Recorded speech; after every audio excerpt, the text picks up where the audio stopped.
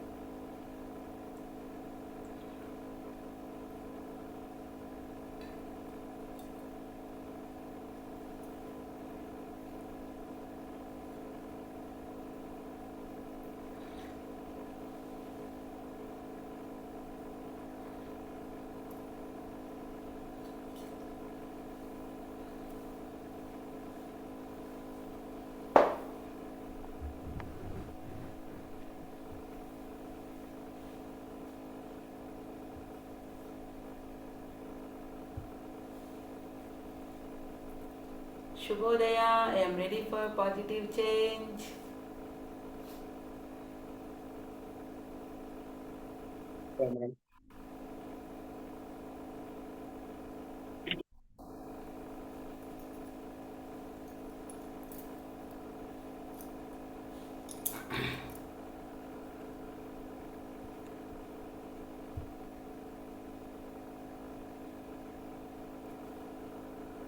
ಇದು ಎಲ್ಲ mobile name ಹಾಕ್ಕೊಂಡಿದ್ದೀರಲ್ಲ, ಯಾರು ಇದು?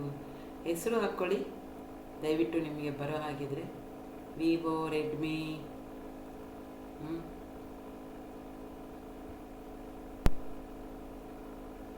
ಹಾಗೆ ಕರಿಬೇಕಿನ್ನಷ್ಟೇ.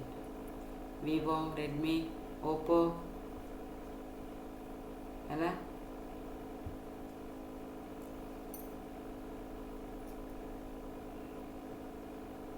ವಿವೋ, ರೆಡ್ಮಿ, ಕುಶಲ madam, Santoshi madam, Chandru sir,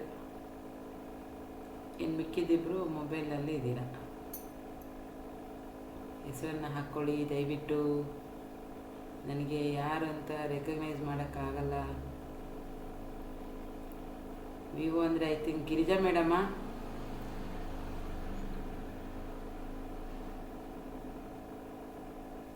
okay, Sunday ಇವತ್ತು ಏನು ಹೇಳಿದೆ? ಸಂಡೇ ಸುಮಾರು ಜನ ಎದ್ದಿಲ್ಲ ಇನ್ನು. Yes, Girija madam. ಓಕೆ,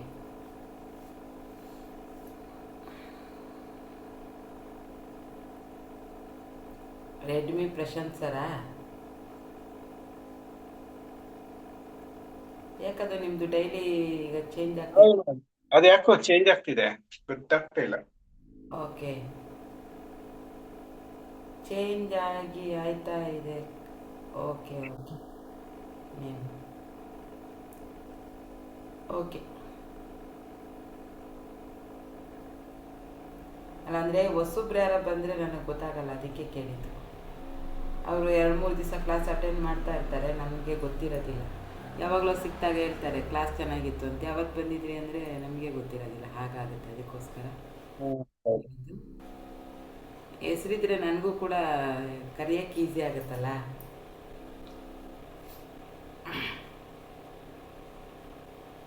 ಹಾಗಾಗಿ ಹೇಳಿದೆ. ಓಕೆ,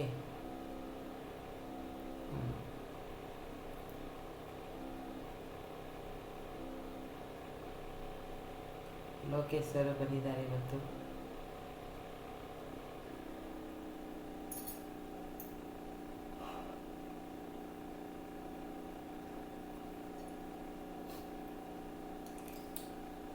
ಇವತ್ತೇನು ಮಾತಾಡೋಣ, ಏನು ಮಾಡೋಣ?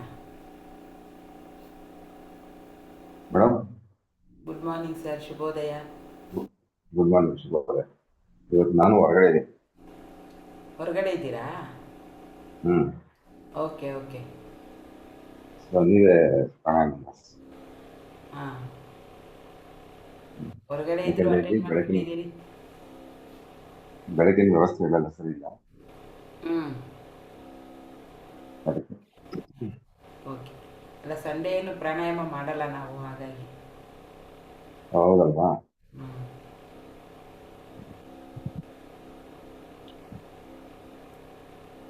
It's okay. ಇವತ್ತು ಜನರಲ್ ಡಿಸ್ಕಷನ್ ಹ್ಞೂ, ಜನರಲ್ ಆಗಿ ಡಿಸ್ಕಷನ್ ಇವತ್ತು. ಹಾಂ, ಜನರಲ್ ಡಿಸ್ಕಷನ್ ಇವತ್ತು. ಏನಾದ್ರು ಸಣ್ಣ ಪುಟ್ಟ ಓಕೆ. ಚಾಲೆಂಜಸ್, ತಗೊಂಡಿರೋ ಚಾಲೆಂಜಸ್ ಎಷ್ಟು ಮಾಡ್ತಿದ್ದಾರೆ, ಹೊಸ ಚಾಲೆಂಜ್ ಏನಾದ್ರು ತಗೋತಾರ, ಹಂಗೆ. ಹ್ಮ್ ಪರವಾಗಿಲ್ಲ, ನೀವು ಏನೋ ಬ್ಯುಸಿ ಇದ್ದೀರಾ, ಕಷ್ಟ ಆಗುತ್ತೆ ಅಂದರೆ ಇದು ಮಾಡಿ, ಇಲ್ಲಾಂದರೆ ಹೊರಗಡೆ ಇದ್ರೆ. ಸರಿ ಸರ್, ತೊಂದರೆ ಇಲ್ಲ ತೊಂದರೆ ಇಲ್ಲ ಹಾಂ, ತೊಂದರೆ ಇಲ್ಲ, ನಾನು ಇರ್ತೀನಿ ಲೈನಲ್ಲಿ. ಹ್ಞೂ, ಓಕೆ, ಆಯಿತು. ಓಕೆ.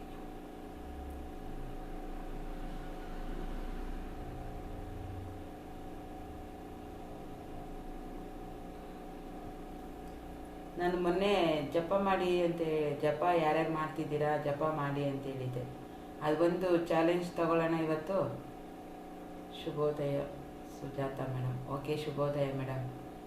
ಅದೊಂದು ಚಾಲೆಂಜ್ ತಗೊಳ್ಳೋಣವಾ? ಯಾಕಂದರೆ ಈಗ ಮೆಡಿಟೇಷನ್ನು, ಧ್ಯಾನ ಏನಾದರೂ ಮಾಡಬೇಕು ಅಂದರೆ ನೀವು ಸಡನ್ನಾಗಿ ಮೆಡಿಟೇಷನಿಗೆ ಕೂತ್ಕೊಂಡ್ರೆ ಆ ಧ್ಯಾನದಲ್ಲಿ ನಿಮಗೆ ಹೋಗೋಕ್ಕೆ ಆಗಲ್ಲ. ಮನಸ್ಸು ತುಂಬ ಏನಾಗುತ್ತೆ, ಡಿಸ್ಟರ್ಬೆನ್ಸ್ ಜಾಸ್ತಿ ಆಗುತ್ತೆ. ಒಂದು ಕಡೆ 10 ನಿಮಿಷ ಕೂತ್ಕೊಳ್ಳೋಕ್ಕಾಗಲ್ಲ.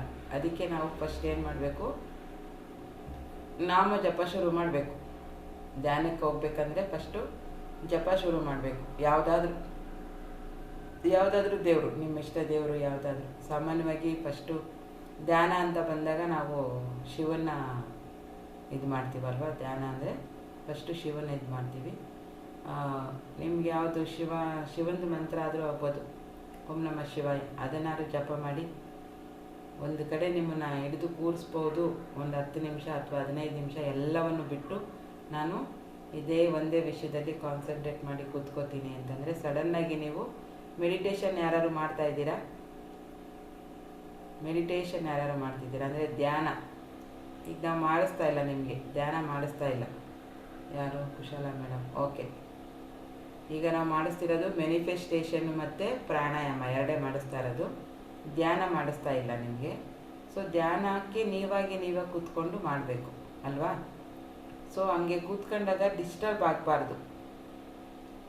ಡಿಸ್ಟರ್ಬೆನ್ಸ್ ಆಗಬಾರ್ದು. ನೀವೇನು ಮನಸ್ಸಿಗೆ ತೊಗೊಂಡು ಕೂತ್ಕೋತೀರಿ, ಆ ಟೈಮಲ್ಲಿ ಯಾರ ತಲೆನೂ ಬರಬಾರ್ದು. ಬರೀ ದೇವರ ಧ್ಯಾನ, ದೇವರಿದು ಉಸಿರಾಟದ ಕಡೆ ಗಮನ ಕೊಡಬೇಕು. ತುಂಬ ಜನ ಏನಂತಾರೆ, ಉಸಿರಾಟದ ಕಡೆ ಗಮನ ಕೊಡಬೇಕು ಡಿಸ್ಟರ್ಬೆನ್ಸ್ ಆದರೆ ಅಲ್ವಾ, ಅದು ಕೂಡ ಮಾಡ್ಬೋದು. ಅದಕ್ಕಿಂತ ಇನ್ನೂ ನೀವು ಆರಾಮಾಗಿ ಮಾಡ್ಬೋದಂದರೆ ನಾಮ ಜಪ ಮಾಡ್ತಾ ಮಾಡ್ತಾ ಮಾಡ್ತಾ ಮಾಡ್ತಾ ನಿಮ್ಗೇನಾಗುತ್ತೆ, ದೇವರ ಹೆಸರು ನಾಲ್ಗೆ ಮೇಲೆ ಕೂತ್ಕೊಳ್ಳುತ್ತೆ. ನೀವೇನೇ ಮಾತಾಡೋಕೆ ಹೋದ್ರೂ ಫಸ್ಟು ಇದು ಬರುತ್ತೆ, ಏನಂತಾರೆ, ಆ ನಾಮ ಜಪ ಮಾಡ್ತಿರ್ತೀವಲ್ಲ ಅದು ಬರುತ್ತೆ. ಆ ಜಪ ಮಾಡೋಕ್ಕೆ ಕೂತ್ಕೊಂಡು ನೀವು ಹತ್ತತ್ರ ಎಷ್ಟು ಒಂದು ಮಾಲೆ ಆದರೂ ಮಾಡಬೇಕು. ಈಗ ಭಗವಂತ ಏನು ಹೇಳಿದ್ದಾನಪ್ಪ ಅಂದರೆ, ಒಂದೊಂದು ಯುಗದಲ್ಲೂ ಕೆಲವು ಕಲಿಯುಗದಲ್ಲಿ ಮತ್ತು ಇದರಲ್ಲೆಲ್ಲ ಯಜ್ಞ ಯಾಗಾದಿಗಳನ್ನ ಮಾಡ್ತಿದ್ರು, ಕೂತ್ಕೊಂಡು ಕಠೋರವಾದ ತಪಸ್ಸನ್ನು ಮಾಡ್ತಾಯಿದ್ರು ದೇವರನ್ನ ನೋಡಬೇಕು ಅಂದರೆ ಅಲ್ವಾ. ಈಗ ಕೇವಲ ನಾಮ ಜಪ ಮಾಡೋದ್ರಿಂದನೇ ನಾನು ಒಲಿತೀನಿ ಅಂತ ಶ್ರೀಕೃಷ್ಣ ಹೇಳಿದ್ದಾನೆ ಅಲ್ವಾ. ಎಷ್ಟು ಜನಕ್ಕೆ ಗೊತ್ತಿದ್ದು? ಕಲಿಯುಗದಲ್ಲಿ ಭಗವಂತನ ಸಾಕ್ಷಾತ್ಕಾರ ಮಾಡ್ಕೋಬೇಕು ಅಂದರೆ ಹೇಗೆ ಮಾಡಬೇಕು ಅಂತ ಕೇಳಿದಾಗ, ಇವಾಗಿನ ಥರ ಯಜ್ಞ ಯಾಗಾದಿಗಳನ್ನ ಬಿಟ್ಟು ಎಲ್ಲವನ್ನು ಬಿಟ್ಟು ಕಾಡಿಗೆ ಹೋಗಿ ಕೂತ್ಕೊಂಡು ಘನಘೋರ ತಪಸ್ಸು ಮಾಡುವ ಅವಶ್ಯಕತೆ ಇಲ್ಲ. ಬರೀ ನಾಮ ಜಪ, ನನ್ನನ್ನು ಸ್ಮರಣೆ ಮಾಡ್ತಾ ಇದ್ರೆ ಸಾಕು, ನಾನು ಅವ್ರಿಗೆ ಸಾಕ್ಷಾತ್ಕಾರ ಆಗ್ತೀನಿ ಅಂತ ಭಗವಂತ ಹೇಳಿದ್ದಾನೆ, ಕಲಿಯುಗದಲ್ಲಿ ತುಂಬ ಈಸಿಯೆಸ್ಟ್ ವೇ ಕೊಟ್ಟಿದ್ದಾರೆ ನಮಗೆ ಅಲ್ವಾ. ನಾಮ ಜಪ ಮಾಡೋದ್ರಿಂದ, ಸಂಕೀರ್ತನೆಗಳೆಲ್ಲದ್ರಿಂದ, ಸತ್ಸಂಗ ಮಾಡೋದ್ರಿಂದ, ನಾವು ಹೋಗಿ ಸತ್ಸಂಗವನ್ನು ಕೇಳೋದ್ರಿಂದ, ಭಗವಂತನ ಬಗ್ಗೆ ಎಲ್ಲ ಹೇಳ್ತಾ ಇರ್ತಾರಲ್ವ, ಅಲ್ಲೋಗಿ ಕುತ್ಕೊಂಡು ಕೇಳೋದ್ರಿಂದ, ಇದರಿಂದಲೇ ನಮಗೆ ಭಗವಂತ ಒಲಿದು ಬಿಡ್ತಾನೆ. ಅಂದರೆ ತುಂಬ ಈಸಿ ವೇ ಕಲಿಯುಗದಲ್ಲಿರೋರಿಗೆ ಕೊಟ್ಟಿರೋದು. ಅದೇ ಬೇರೆ ಯುಗದಲ್ಲೆಲ್ಲ ತಪಸ್ಸು ಮಾಡಬೇಕಾಗಿತ್ತು, ಯಜ್ಞ ಯಾಗಾದಿಗಳನ್ನ ಮಾಡಬೇಕಾಗಿತ್ತು, ವ್ರತಗಳನ್ನು ಮಾಡಬೇಕಾಗಿತ್ತು. ಈಗ ಅದೇನು ಕೊಟ್ಟಿಲ್ಲ. ನೀವೆಲ್ಲರೂ ಕೂತೀರಿ, ಎಲ್ಲರೂ ನಿಂತೀರಿ, ಜಸ್ಟು ಯಾವುದಾದ್ರು ಇಷ್ಟ ದೇವರ ಒಂದು ನಾಮ ಜಪವನ್ನು ಮಾಡ್ತಾ ಇದ್ದರೆ ನಿಮಗೆ ಆ ಪವರ್ ಬರುತ್ತೆ, ಆ ದೇವರ ಸಾಕ್ಷಾತ್ಕಾರ ನಿಮಗಾಗುತ್ತೆ ಅಂತ ಹೇಳಿದೆ. ಸೊ ಹಾಗಾಗಿ ಎಷ್ಟು ಜನ ಜಪವನ್ನು ಮಾಡ್ತಾ ಇದ್ದೀರಾ ಇಲ್ಲಿ ಈಗ ಮೀ ಅಂತ ಹಾಕಿ, ಜಪ ನಾಮ ಜಪವನ್ನು ಕೂತ್ಕೊಂಡು 108 ಹಿಂಗೆ ಜಪಮಾಲೆ ಎಣಿಸೋದು ಅಂತ ಇರುತ್ತಲ್ವ, ಅದನ್ನು ಎಷ್ಟು ಜನ ಮಾಡ್ತಾ ಇದ್ದೀರಿ? ಕುಶಲ ಮೇಡಮ್, ಇವರೊಬ್ಬರೇ ಧ್ಯಾನವೂ ಅವರೇ ಮಾಡ್ತಾ ಇದ್ದಾರೆ, ನಾಮ ಜಪವೂ ಅವರೇ ಮಾಡ್ತಾ ಇದ್ದಾರೆ. ಮೊನ್ನೆ ನಾನು ನಿಮಗೆ ಜಪಮಾಲೆನ ಹೇಗೆ ಯೂಸ್ ಮಾಡಬೇಕು ಅಂತ ಹೇಳ್ಕೊಟ್ಟಿದ್ದೆ ಅಲ್ವಾ. ಈಗೆಲ್ಲ ಡಿಜಿಟಲ್ ಬಂದಿದೆ. ಈಗ ಹೊರಗಡೆ ಎಲ್ಲ ಹೋಗ್ತೀರಾ, ಬಸ್ಸಲ್ಲೆಲ್ಲ ಹೋಗ್ತೀರಾ, ಏನೂ ಇಲ್ಲ ಅಂತಂದರೂ ನೀವು ಜರ್ನಿ ಮಾಡೋವಾಗ ಅಥವಾ ಸುಮ್ಮನೆ ಕೂತಿರ್ತೀರಿ, ಆವಾಗ ಮನಸ್ಸಲ್ಲಿ ಯಾವುದಾದ್ರೂ ಒಂದು ಇಷ್ಟ ದೇವರ ಮಂತ್ರವನ್ನು ಹೇಳೋಕ್ಕೆ ಶುರು ಮಾಡಿ. ಸಾಮಾನ್ಯವಾಗಿ ಹನುಮಂತನ ಮಂತ್ರ ತುಂಬ ಪವರ್ಫುಲ್ಲಾಗಿರುತ್ತೆ, ಅದನ್ನು ಹೇಳ್ಬಹುದು. ಇಲ್ಲಾಂದರೆ ನೀವು ಧ್ಯಾನ ಸ್ಟಾರ್ಟ್ ಮಾಡಬೇಕು, ನೆಕ್ಸ್ಟು ನೀವು ಮೆಡಿಟೇಷನ್ನ ಸ್ಟಾರ್ಟ್ ಮಾಡಬೇಕು ಅಂದರೆ ಒಂದು ಹನುಮಂತನ ಮಂತ್ರ ಹೇಳ್ಬಹುದು, ಇಲ್ಲಾಂದರೆ ನೀವು ಶಿವನ ಮಂತ್ರ ಹೇಳ್ಬಹುದು. ಅದು ಎರಡು ಹೇಳ್ತಾ ಹೇಳ್ತಾ ಹೇಳ್ತಾ ಹೋದರೆ ನಿಮಗೆ ಕ್ರಮೇಣ ಏನಾಗುತ್ತೆ, ಅದಷ್ಟು ಜಪ ಮಂತ್ರ ಜಪ ಮಾಡ್ತಾ ಮಾಡ್ತಾ ಮಾಡ್ತಾ ನೀವು 1 ಲಕ್ಷ 2 ಲಕ್ಷ ಹಂಗೆ ಅದೆಷ್ಟು ದಿವಸಕ್ಕೆ ರೀಚ್ ಆಗ್ತೀರಿ, ಆವಾಗ ನಿಮಗೆ ಒಂದು ದೇವರ ಇದು ಆಗೋಕ್ಕೆ ಶುರುವಾಗುತ್ತೆ. ಕುಂತಲ್ಲಿ ಏನೋ ಒಂದು ನಿಮಗೆ ಕಾನ್ಸಂಟ್ರೇಟ್ ಬರುತ್ತೆ ಕೂತ್ಕೊಳ್ಳೋಕ್ಕೆ. ಸೊ ಹಾಗಾಗಿ ಡೈರೆಕ್ಟು ಧ್ಯಾನ ಮಾಡೋಕ್ಕಾಗೋದಿಲ್ಲ, ಜಪ ಶುರು ಮಾಡಬೇಕು. ಫಸ್ಟು ಧ್ಯಾನದಲ್ಲಿ ಕೂತ್ಕೋಬೇಕು ಅಂದರೆ ಜಪ ಶುರು ಮಾಡಬೇಕು, ನಿಮ್ಮ ಉಸಿರಾಟದ ಕಡೆ ಗಮನ ಕೊಡಬೇಕು. ಅಟ್ಲೀಸ್ಟ್ 1 ಮಾಲೆ ಆದರೂ ಮಾಡಬೇಕು. ಕಲಿಯುಗದಲ್ಲಿ ನೀವು ಮಾಡಿರುವಂಥ ಪಾಪ ಕರ್ಮಗಳನ್ನು ತೊಳೆದು ಬ್ಯಾಲೆನ್ಸ್ ಮಾಡಬೇಕು ಅಂದರೆ ಅಟ್ಲೀಸ್ಟ್ ಒಂದು ಮಾಲೆ ಅಂತಾರೆ. 1 ಮಾಲೆ ಅಂದರೆ ನಾನು ತೋರಿಸಿದ್ದಾರೆ ಈ ಥರ. ನೀವು ಎಷ್ಟೊತ್ತಿಗಾರ ಮಾಡಿ ಇದನ್ನು, ರಾತ್ರಿ ಬೆಳಿಗ್ಗೆ ಮಧ್ಯಾಹ್ನ ಎಷ್ಟೊತ್ತಿಗಾರ ಮಾಡಿ 1 ಮಾಲೆ ಇದು ಈ ಥರ 1 ಮಾಲೆ ಆದರೂ ಮಾಡಬೇಕು. 1 ಮಾಲೆ ಅಂದರೆ 108 ಬಾರಿ, ಯಾವ ದೇವರ ಹೆಸರಾದರೂ ಪರವಾಗಿಲ್ಲ, 108 ಬಾರಿ ನೀವು ಇದನ್ನು ಒಂದು ಜಪವನ್ನು ಜಪಿಸ್ಬೇಕು ಅಲ್ವಾ. ಈಗ ಸಾಮಾನ್ಯವಾಗಿ ಧ್ಯಾನಕ್ಕೆ ಕೂತ್ಕೋಬೇಕು, ಮೆಡಿಟೇಷನ್ ಸ್ಟಾರ್ಟ್ ಮಾಡಬೇಕು ಅಂತನ್ನೋರು ಓಂ ಹಂ ಹನುಮತೆ ನಮಃ ಇದನ್ನಾದರೂ ಮಂತ್ರವನ್ನು ಹೇಳ್ಬೋದು. ಹನುಮಂತನ ಪವರ್ ಅಷ್ಟಿರುತ್ತೆ. ಹನುಮಂತ ಬೇರೆ ಯಾರು ಅಲ್ಲ, ಶಿವನ ಇನ್ನೊಂದು ಅವತಾರ ಅಲ್ವಾ. ಶಿವನ ಅಂಶದಿಂದ ತಾನೇ ಹುಟ್ಟಿರೋದು ಹನುಮಂತ. ಎಷ್ಟು ಜನಕ್ಕೆ ಗೊತ್ತಿದೆ ಇದು ಶಿವನ ಅಂಶದಿಂದ ಹುಟ್ಟಿರೋದು ಅಂತ. ಸೊ ಹಾಗಾಗಿ ಹನುಮಂತನ ಧ್ಯಾನ ಮಾಡಿದ್ರೆ ನೀವು ಶಿವನಿಗೇನೆ ಅದು ಆಗುತ್ತೆ. ಇಲ್ಲಾಂದರೆ ಡೈರೆಕ್ಟು ಓಂ ನಮಃ ಶಿವಾಯ ಈ ಮಂತ್ರವನ್ನು ಕೂಡ ಹೇಳ್ಬೋದು. ಇದು ಜಪಮಾಲೆಯನ್ನು ನಾಮ ಜಪವನ್ನು ಹೇಳೋಕ್ಕೆ ಶುರು ಮಾಡಿ. ಇದು ಒಂದು ಇವತ್ತು ಚಾಲೆಂಜ್. ಅಂದರೆ ಇದನ್ನು ಚಾಲೆಂಜ್ ಅಂತ ತಗೋಬೇಡಿ, ನಿಮ್ಮ ದಿನನಿತ್ಯದ ರೊಟೀನಲ್ಲಿ ಇದನ್ನು ಅಳವಡಿಸ್ಕೊಳ್ಳಿ.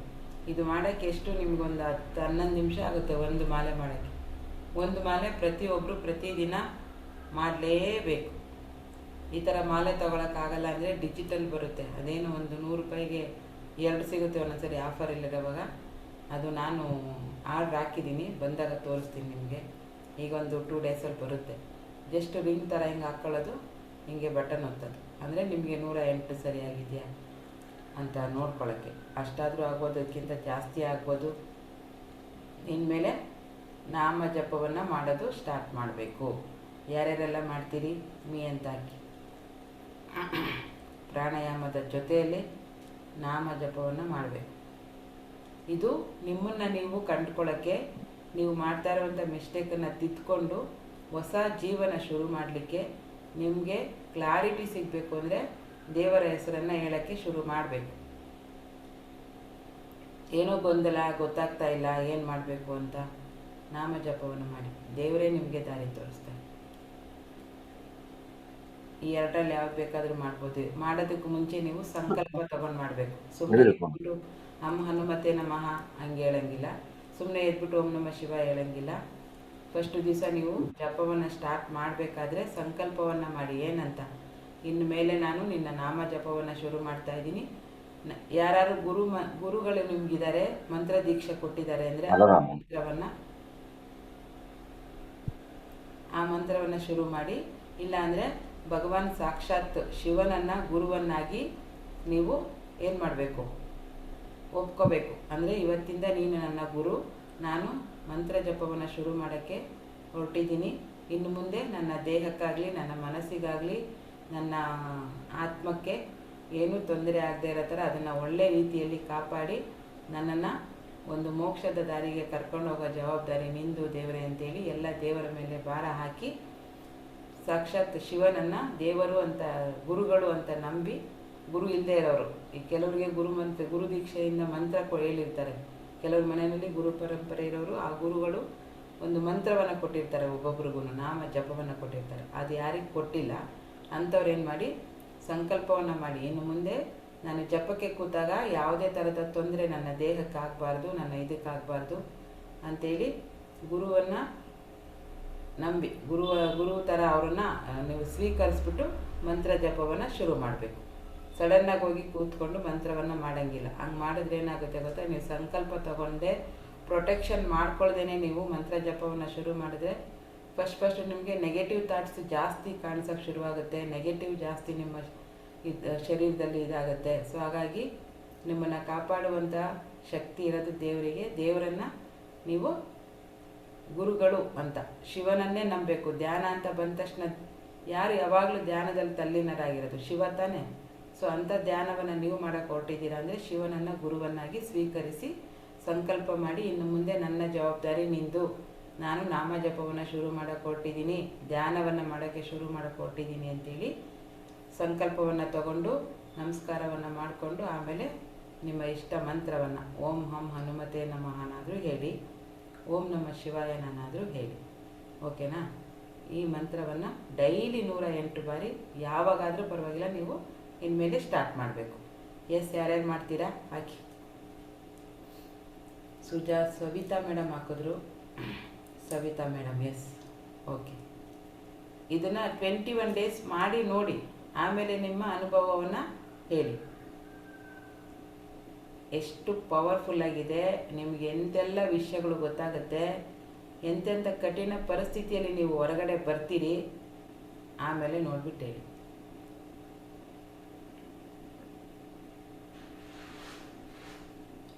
Girija madam, okay. ಕೂತು ಒಂದು ಮಾಲೆ ಆದರೆ ಆರಾಮಾಗಿ ಕೂತ್ಕೊಂಡು ಮಾಡ್ಬೋದು ನೀವು. ಈಗ ಏನಕ್ಕೋ ಕೂತಿರ್ತೀರ, ಏನು ಇದು ಪ್ರಾಣಾಯಾಮ ಮಾಡೋಕ್ಕೆ ಕೂತಿರ್ತೀರಲ್ಲ, ಅವಾಗ ಆರಾಮಾಗಿ ಒಂದು ಮಾಲೆನ ನೀವು ಮಾಡ್ಬೋದು.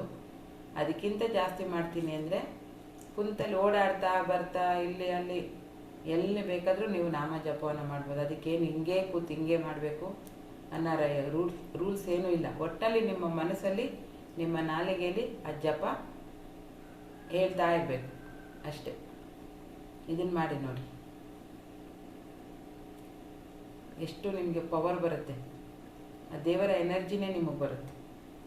ಕ್ಲೆನ್ಸ್ ಆಗ್ತೀರಾ, ಕ್ಲಾರಿಟಿ ಸಿಗುತ್ತೆ. ತುಂಬ ಈಸಿ. ಭಗವಂತನ ನೋಡೋಕ್ಕೆ ತುಂಬ ಈಸಿಯೆಸ್ಟ್ ವೇ ಇದು. ಕಂಟಿನ್ಯೂಸ್ ಆಗಿ ಮಾಡಬೇಕು. ಕಠಿಣ ಗಣಘೋರ ತಪಸ್ಸು ಮಾಡೋ ಹಾಗೇನಿಲ್ಲ. ಕಂಟಿನ್ಯೂಸ್ ಆಗಿ ಮಾಡ್ತಾ ಬಂದರೆ ನಿಮಗೆ ಕೆಲವು ಕಡೆ ಹೋದಾಗ ಏನಾದರೂ ಸಮಸ್ಯೆ ಇದೆ ಅಂತ ಹೋಗಿ ಕೆಲವರು ಊರ ಹತ್ರ 1 ಲಕ್ಷ ಜಪ ಮಾಡಿ, 2 ಲಕ್ಷ ಜಪ ಮಾಡಿ ಅಂತಾರೆ. ನವರಾತ್ರಿಯಲ್ಲಿ ದುರ್ಗಾ ಮಾತೆದು 1 ಲಕ್ಷ ಜಪ ಮಾಡಿ ಅಲ್ವಾ ಹೇಳ್ತಾರಲ್ವ. ಡೈಲಿ 10,000 ಜಪ ಮಾಡಿ 1 ಲಕ್ಷ ಆಗುತ್ತೆ 9 ದಿವಸಕ್ಕೆ. 10,100 ಜಪ ಮಾಡಿ ಅಂತ ಹೇಳ್ತಾರೆ. ನಿಮ್ಗೇನೇ ಸಮಸ್ಯೆ ಇದ್ರೂ ಸರಿ ಹೋಗುತ್ತೆ. ಸೊ ಇದನ್ನ ಯಾಕೆ ಲೈಫಲ್ಲಿ ನಿರಂತರವಾಗಿ ಡೈಲಿ ನಾವು ಇದರಲ್ಲಿ ತಗೋಬಾರ್ದು, ರೋಟೀನಲ್ಲಿ. ಒಂದು ದಿವಸ ಜಪ ಮಾಡಬಾರ್ದು. ಜಪ ಮಾಡಿದರೆ ಸಾಕಾಗಲ್ಲ. ಸೊ ಹಾಗಾಗಿ ಎಲ್ಲರೂ ಇದನ್ನು ಮಾಡಿ. ಓಕೆನಾ? ಇಬ್ಬರೇ ಹಾಕಿದ್ದಪ್ಪ ನಾನು ಮಾಡ್ತೀನಿ ಇನ್ಮೇಲೆ ಅಂತ. ಇನ್ನು ಮಿಕ್ಕಿದವ್ರು 3 ಜನ ಹಾಕಿದ್ರು, ಇನ್ನು ಮಿಕ್ಕಿದವ್ರು ಯಾರೂ ಹಾಕಲೇ ಇಲ್ಲ. ನಂಬಿಕೆ ಇಲ್ವಾ? ದೇವರು ಜಪ ಮಾಡೋದ್ರಿಂದ ಒಳ್ಳೇದಾಗುತ್ತೆ ಅನ್ನೋ ನಂಬಿಕೆ ಇದೆಯಾ ಇಲ್ವಾ? Kalavathi madam, yes. ನಿಮ್ಮ ಸಮಸ್ಯೆಗೆ ನೀವೇ ಉತ್ತರವನ್ನು ಕಂಡ್ಕೋತೀರಾ? ಮಾಡಿ ನೋಡಿ. 10 ನಿಮಿಷ ಟೈಮ್ ಇದೆ ಅಲ್ವಾ? ಎಷ್ಟೊತ್ತಿಗಾದರೂ ಮಾಡಿ. ಪೂಜೆ ಮಾಡ್ತೀರಾ, ಬೆಳಿಗ್ಗೆ ಎದ್ದು ಸ್ನಾನ ಗಿನ ಎಲ್ಲ ಮಾಡಿ ಪೂಜೆ ಮಾಡ್ತೀರಲ್ಲ, ಆವಾಗಲೂ ಒಂದು ಇದನ್ನು ಹಾಸ್ಕೊಳ್ಳಿ, ಏನು ಒಂದು ಆಸನವನ್ನು ಹಾಸ್ಕೊಳ್ಳಿ, ರೆಡ್ ಕಲರ್ ಹಾಸ್ಕೊಳ್ಳಿ, ಸಾಧ್ಯವಾದರೆ ತುಂಬ ಒಳ್ಳೆಯದು. ಆವಾಗ 10 ನಿಮಿಷ ಕೂತ್ಕೊಂಡು ಒಂದು ಮಾಲೆ ಕೌಂಟ್ ಮಾಡಿಬಿಟ್ರೆ ಮುಗ್ದೋಯ್ತು. ನಾಳೆಯಿಂದ ಶುರು ಮಾಡ್ತೀರಾ, ಇವತ್ತಿಂದ ಶುರು ಮಾಡ್ತೀರಾ? ಇವತ್ತಿಂದಾನೆ. ಎಸ್, ಪೂಜೆ ಮಾಡಿ ಕೂತ್ಕೊಂಡ ತಕ್ಷಣ ಸ್ಟಾರ್ಟ್ ಮಾಡಿ. ಎಲ್ಲರ ಮನೆಯಲ್ಲೂ ಸ್ನಾನ ಪೂಜೆ ಮಾಡ್ತೀರಲ್ವಾ? ಡೈಲಿ ದೀಪ ಹಚ್ಚುತ್ತೀರಲ್ವಾ? ದೀಪ ಹಚ್ಚಿದಾಗ ಒಂದು 10 ನಿಮಿಷ ಮಾಡಿಬಿಡಿ. ಲೋಕೇಶ್ ಸರು ಇದರಲ್ಲಿ ಹೇಳಿದರು, ಯಾವತ್ತು ಸ್ಫಟಿಕ ಮಾಲೆ ಆಗುತ್ತಾ ಮೇಡಮ್? 108 ಇದೆಯಾ ಅದು? ಸ್ಫಟಿಕ, ತುಳಸಿ ಇದೆಲ್ಲ ಬಳಸ್ಬೋದು, ಏನು ತೊಂದರೆ ತುಳಸಿ ಏನಿಲ್ಲ. ಮಾಲೆ ಆಗುತ್ತೆ, ರುದ್ರಾಕ್ಷಿಯನ್ನು ಕೂಡ ಬಳಸಬಹುದು, ಶಿವನ ಹೌದು, ರುದ್ರಾಕ್ಷಿಯನ್ನು ಕೂಡ ಬಳಸ್ಬೋದು, ಏನು ತೊಂದರೆ ಏನಿಲ್ಲ. ಹಾ, ಆಮೇಲೆ ಇನ್ನೊಂದು ಸರಿಯಾಗಿ ಕೆಲವರಿಗೆ ಸ್ಫಟಿಕ ಮಾಲೆ ಆಗೋದಿಲ್ಲ. ಕೆಲವರು ನಾವು ನಾನ್ ವೆಜ್ ತಿಂತೀವಿ, ಅದು ಇದು ಅನ್ನೋ ಸಮಸ್ಯೆ ಇರೋರು ರುದ್ರಾಕ್ಷಿ ಮಾಲೆ ಧಾರಣೆ ಮಾಡಕ್ಕೆ, ಅಂದ್ರೆ ಜಪ ಮಾಲೆನ ಧಾರಣೆ ಮಾಡಿದ್ರು ಒಳ್ಳೇದು. ಇಲ್ಲ ಬರೀ ಜಪಕ್ಕೆ ಮಾತ್ರ ಯೂಸ್ ಮಾಡ್ತೀವಿ ಅಂದ್ರೆ ಅದನ್ನ ನಾವು ಜಪ ಮಾಡಿ ಮತ್ತೆ ಅಲ್ಲೇ ದೇವ್ರ ಕೋಣೆಯಲ್ಲಿ ಇಟ್ಬಿಡ್ಬೋದು. ಇಲ್ಲಾಂದ್ರೆ ನಾವೆಲ್ಲಿ ಜಪ ಮಾಡ್ತಿರ್ತೀವಿ ಅಲ್ಲೆಲ್ಲಾದ್ರೂ ಒಂದ್ ಕಡೆ ಸೇಫ್ ಆಗಿರೋ ಜಾಗದಲ್ಲಿ ಇಟ್ಕೋಬಹುದು, ತೊಂದರೆ ಏನಿಲ್ಲ. ಆಯ್ತಾ? ಜಪ ಮಾಲೆನ ಧಾರಣೆ ಮಾಡ್ಕೊಂಡ್ರೆ ಇನ್ನೊಂದ್ ಏನಪ್ಪ ವಿಶೇಷ ಅಂದ್ರೆ, ಈಗ ನೀವು ಇಸ್ಕಾನ್ ಕೇಳಿದ್ರಲ್ವಾ, ಅಲ್ಲೆಲ್ಲ ದೀಕ್ಷೆ ಕೊಟ್ಟಾಗ ಏನ್ ಮಾಡ್ತಾರೆ ಗೊತ್ತಾ? ದೀಕ್ಷೆ ಜೊತೆಗೆ ಒಂದು ಜಪಮಾಲೆ, ಒಂದು ಕೈ ಚೀಲ ಕೊಡ್ತಾರೆ. ನೀವ್ ಯಾರಾದ್ರೂ ಇಸ್ಕಾನ್ ಅಲ್ಲಿ ದೀಕ್ಷೆ ತಗೊಂಡಿರುವಂತವ್ರನ್ನ ನೋಡಿದೀರಾ? ಒಂದು ಬ್ಯಾಗ್ ಹಾಕೊಂಡಿರ್ತಾರೆ, ಕೈಗೆ ಮಾಲೆ ಕಾಣಿಸ್ಬಾರ್ದು. ಏನ್ ಮಾಡ್ತಾ ಇರ್ತಾರೆ ಅಂತ ಗೊತ್ತಾ ನಿಮ್ಗೆ? ಗೊತ್ತಿಲ್ಲ ಯಾರಿಗೂ. ನಿರಂತರ ಜಪ ಅಂದ್ರೆ ನಿರಂತರವಾಗಿ ಅವರು ಭಗವಂತನ ನಾಮಸ್ಮರಣೆ ಮಾಡ್ತಾ ಇರ್ತಾರೆ. ಅರ್ಥ ಆಯ್ತು ಅನ್ಕೋತೀನಿ. ಹಾಗಾಗಿ ಏನ್ ಗೊತ್ತಾ, ಈಗ ಜಪ ಅಂದ್ರೆ ಸಿಂಪಲ್ ಆಗಿ ಅರ್ಥ ಮಾಡ್ಕೊಳ್ಳಿ. ಜನ್ಮ ಏನು ವಿನಾಶವಾದದ್ದಲ್ವ? ಇದು ಜನ್ಮಕ್ಕೆ ಒಂದು ವಿನಾಶ ಇದೆ, ಆಯ್ತಾ? ಈ ವಿನಾಶಕಾರಿ ಜನ್ಮದಲ್ಲಿ ಅಂದ್ರೆ ಪಾಪಗಳ ನಾಶನವನ್ನು ಮಾಡ್ಕೊಳ್ಳೋದು. ನಾವು ಇವಾಗ ನಿಮ್ಗೆ ಮೊನ್ನೆ ಒಂದು ಚಕ್ರ ಸಾಧನ ಕ್ಲಾಸಿಗೆ ಬಂದವ್ರಿಗೆ ಹೇಳಿದ್ದು, ನಮ್ಮ ಜನ್ಮ ಯಾಕಾಗಿದೆ? ಪ್ರಾರಬ್ಧ ಕರ್ಮದ ಪ್ರತಿಫಲವಾಗಿ ಈ ಜನ್ಮ ಆಗಿದೆ ಅಲ್ವಾ? ಪ್ರಾರಬ್ಧ ಕರ್ಮ ಮೀನ್ಸ್ ಪಾಪ ಅಲ್ವಾ ಮೇಡಮ್? ಸೊ ಪಾಪದ ಫಲವಾಗಿ ಆಗಿದೆ ಅಂದ್ರೆ ಆ ಪಾಪವನ್ನ ನಿವಾರಣೆ ಮಾಡ್ಕೊಳ್ಳಿಕ್ಕೆ, ಅದರಿಂದ ಹೊರಗಡೆ ಬರ್ಲಿಕ್ಕೆ ಇರ್ತಕ್ಕಂಥದ್ದೇ ಧ್ಯಾನ ಅಥವಾ ನಾಮ ಜಪ. ಈಗ ಇನ್ನೊಂದು, ನಾವು ಇವಾಗ ಯಾವ ಯುಗದಲ್ಲಿ ಇದ್ದೀವಿ ಹೇಳಿ? ಕಲಿಯುಗದಲ್ಲಿ ಇದ್ದೀವಿ, ಕರೆಕ್ಟ್ ಅಲ್ವಾ? ಹಾಗೆಲ್ಲ ನೀವು ಕೇಳಿರ್ಬೋದು, ಅಷ್ಟು ಏನಾದ್ರೂ ಭಗವಂತನ ಸಾಕ್ಷಾತ್ಕಾರ ಆಗ್ಬೇಕು ಅಂತಂದ್ರೆ ಈ ಅಷ್ಟು ವರ್ಷ ತಪಸ್ ಮಾಡಿದ್ರು, ಇಷ್ಟು ವರ್ಷ ತಪಸ್ ಮಾಡಿದ್ರು ಅಂತೆಲ್ಲ ಕೇಳಿದ್ರಲ್ವಾ? ಸಿನಿಮಾಗಳೆಲ್ಲ ನೋಡಿರ್ತೀರ ಸಾಮಾನ್ಯ ಅಲ್ವಾ? ಇದ್ರ ಅರ್ಥ ಏನಪ್ಪಾ ಅಂದ್ರೆ, ಕೆಲವೊಂದೊಂದು ಯುಗದಲ್ಲಿ 1000 ವರ್ಷಗಳು ನೀವು ಜಪ ಮಾಡಿದ್ರು ಅಥವಾ ತಪಸ್ ಮಾಡಿದ್ರು ಭಗವಂತನ ಸಾಕ್ಷಾತ್ಕಾರ ಆಗ್ತಿರ್ಲಿಲ್ಲ ಅಂತ. ಕೇವಲ ಕಲಿಯುಗದಲ್ಲಿ ಮಾತ್ರ ಬರೀ ನಾಮಸ್ಮರಣೆ ಒಂದೇ ಸಾಕಂತ ಭಗವಂತನ ಅನುಗ್ರಹ ಪಡ್ಕೊಳ್ಳಿಕ್ಕೆ ಅಥವಾ ಭಗವಂತನ ಒಂದು ಸಾನ್ನಿಧ್ಯನ ಅನುಭವಿಸ್ತೀವಿ. ಕಲಿಯುಗದಲ್ಲಿ ಏಕೈಕ ದಾರಿ ಯಾವ್ದು ಅಂದ್ರೆ ಭಗವಂತನ ನಾಮಸ್ಮರಣೆ. ಇಷ್ಟು ಮಾಡಿದ್ರೆ ಸಾಕು. ನಿರಂತರವಾಗಿ ಮಾಡಿ. ಈಗ ನೀವು ಬಸ್ಸಲ್ಲಿ ಹೋಗ್ತಿರ್ತೀರೋ, ಬೈಕಲ್ಲಿ ಹೋಗ್ತಿರ್ತೀರೋ, ಕಾರಲ್ಲಿ ಹೋಗ್ತಿರ್ತೀರೋ, ಏನ್ರಲ್ಲಾದ್ರೂ ಹೋಗ್ತಾರೆ. ಆಮೇಲೆ ಇನ್ನೂ ಒಂದು ಇದ್ರದ್ದು ಸೆಲ್ಫ್ ಎಕ್ಸ್ಪೀರಿಯನ್ಸ್ ನನಗೆ ಆಗಿದೆ. ನಾನು ಕೆಲವೊಂದ್ಸಾರಿ ಬೆಳಗ್ಗೆ ಎದ್ದ ತಕ್ಷಣ ನಾನು ಬೈಕಲ್ಲೋ ಏನಾದ್ರು ಕಾರಲ್ಲೋ ಹೊರಟಾಗ, ಈಗ ನಾವು ಕೆಲವೆಲ್ಲ ನೋಡಿದ್ರಲ್ಲ, ಈ ಬೈಕಿಗೆ ಕಾರಿಗೆ ಎಲ್ಲ ನಮಸ್ಕಾರ ಮಾಡ್ಕೊಂಡು ಒಂಥರ ಏನೋ ಪ್ರಾರ್ಥನೆ ಮಾಡ್ಕೊಂಡು ಹೊರಡೋದು ಎಲ್ಲ ಮಾಡ್ತಾರೆ ನೋಡಿದ್ರಲ್ಲ. ಅವಾಗ ಅದ್ ಮಾಡ್ಕೊಂಡು ಹೊರಡೋದಲ್ಲ ಅಗತ್ಯ, ಇದು ಇಂಪಾರ್ಟೆಂಟ್. ಅದ್ ಮಾತ್ರ ಅವಾಗ ಸ್ಟಾರ್ಟಿಂಗ್ ಅಲ್ಲಿ ಮಾಡ್ಬಿಟ್ಟು ನೆಕ್ಸ್ಟ್ ಮತ್ತೆ ಅವ್ರು ಎಲ್ಲಿಗೆ ಹೋಗಿ ತಲುಪಬೇಕಿರುತ್ತೋ ಆ ತಲುಪೋವರೆಗೂ ಏನ್ ಮಾಡ್ತಿರ್ತಾರೆ ಗೊತ್ತಾ? ಬರೀ ಆಲೋಚನೆಗಳು. ಏನ್ ಆಲೋಚನೆಗಳು? ಹೋಗ್ತಾರೆ, ಕೆಲಸ ಹಿಂಗಾಗುತ್ತೆ, ಏನಾಗುತ್ತೆ, ಅದ್ರ ಜೊತೆಗೆ ಇನ್ನು ಬೇರೆ ಬೇರೆ ವಿಚಾರಗಳೆಲ್ಲ ಬರೀ ತಲೆ ತುಂಬಿಕೊಂಡು ಅದನ್ನೇ ಹೋಗ್ತಾ ಇರ್ತಾರೆ, ತಲೆ ಕೆಡಿಸ್ಕೊಂಡು. ಈ ಟ್ರಾವೆಲ್ ಇದೆಯಲ್ಲ, ಸ್ಟಾರ್ಟಿಂಗ್ ಅಲ್ಲಿ ಏನ್ ಮಾಡಿರ್ತೀರಲ್ಲ, ಒಂದ್ ಸಂಕಲ್ಪನೋ ಒಂದ್ ಭಗವಂತನ ಸ್ಮರಣೆನೋ ಮಾಡಿರ್ತೀರಲ್ಲ, ಅದನ್ನ ನೀವು ಕೊನೆಯವರೆಗೂ ತಗೊಂಡೋಗ್ಬೇಕು. ಅಂದ್ರೆ ಆ ಜರ್ನಿ ಕಂಪ್ಲೀಟ್ ಮಾಡೋವರೆಗೂ ನೀವು ಭಗವಂತನ ಧ್ಯಾನ ಮಾಡ್ತಾ ಹೋಗ್ಬೇಕು. ಹೌದು. ಇದರಿಂದ ನಿಮ್ಮ ಆ ಒಂದು ಪಯಣದಲ್ಲಿ ಯಾವುದೇ ತರಹ ಅಡ್ಡಿ ಅಂತ ಬರೋದು, ಯಾವುದೇ ರೀತಿ ಅಡ್ಡಿ ಅಂತ ಬರೋದು.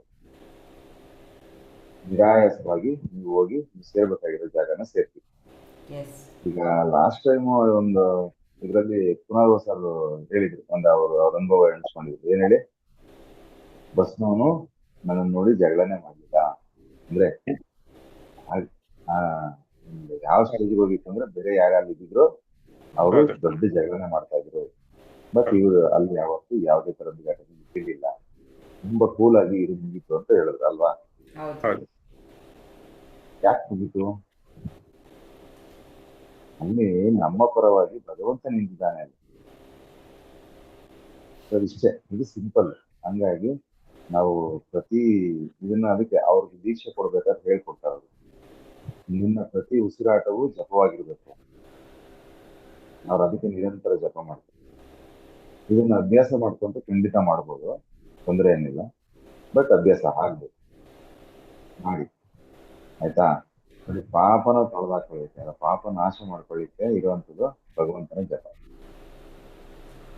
ಈಗ ನೀವು ಅನ್ಕೊಂಡಿದೀರಾ ನಾವು ಇವಾಗ ಕೂತಿದ್ದೀವಿ ಮತ್ತೇನೋ ಹೆಂಗೆ ನಡಿಬೇಕು ಅಂತ ಹಂಗೆ ನಡೀತಾ ಇರುತ್ತೆ, ಯಾಕೆ ಟೆನ್ಷನ್? ಆದ್ರೆ ಸ್ವಯಂಕೃತ ಅಪರಾಧಗಳು ದಿನಾ ನಡೀತಾ ಇರ್ತವೆ. ನಮ್ಗೆ ಗೊತ್ತಿಲ್ಲದೆ ನಾವು ಪ್ರತಿನಿತ್ಯ ಯಾವುದೋ ಒಂದು ಅಪರಾಧವನ್ನ ಮಾಡ್ತಾನೆ ಇರ್ತೀವಿ. ಸೊ ಅದಕ್ಕೆಲ್ಲದಕ್ಕೂ ಕ್ಷಮೆಯನ್ನ ಕೇಳ್ತಾ ಭಗವಂತನ ನಾಮಸ್ಮರಣೆ ಮಾಡ್ತಾ ಇರ್ಬೇಕು. ಎಸ್. ಇದಕ್ಕಿಂತ ಈಸಿ ವೇ ಇನ್ನು ಬೇರೆ ಇಲ್ಲ. ಖಂಡಿತ ಇಲ್ಲ. ಯಾರಿಗೋ ಈಗ ಇದಕ್ಕೆ ಒಂದು ದೇವ್ರ ಹೆಸರೇ ಹೇಳ್ಬಿಟ್ರೆ ಆಗೋಯ್ತು. ಯಾರ ಬಗ್ಗೆನೋ 10 ನಿಮಿಷ ಗಾಸಿಪ್ ಮಾಡ್ತೀವಲ್ಲ ನಾವು, ಅದ್ರ ಬದಲು ದೇವ್ರ ಹೆಸರು ಹೇಳ್ಬಿಟ್ರೆ ಮುಗೀತು. ಎಷ್ಟು ಈಸಿ ವೇ ಕೊಟ್ಟಿದ್ದಾನೆ ಹೌದು. ನಮ್ಮ ಇದಕ್ಕೆ ಒಂದು ಎಕ್ಸಾಂಪಲ್,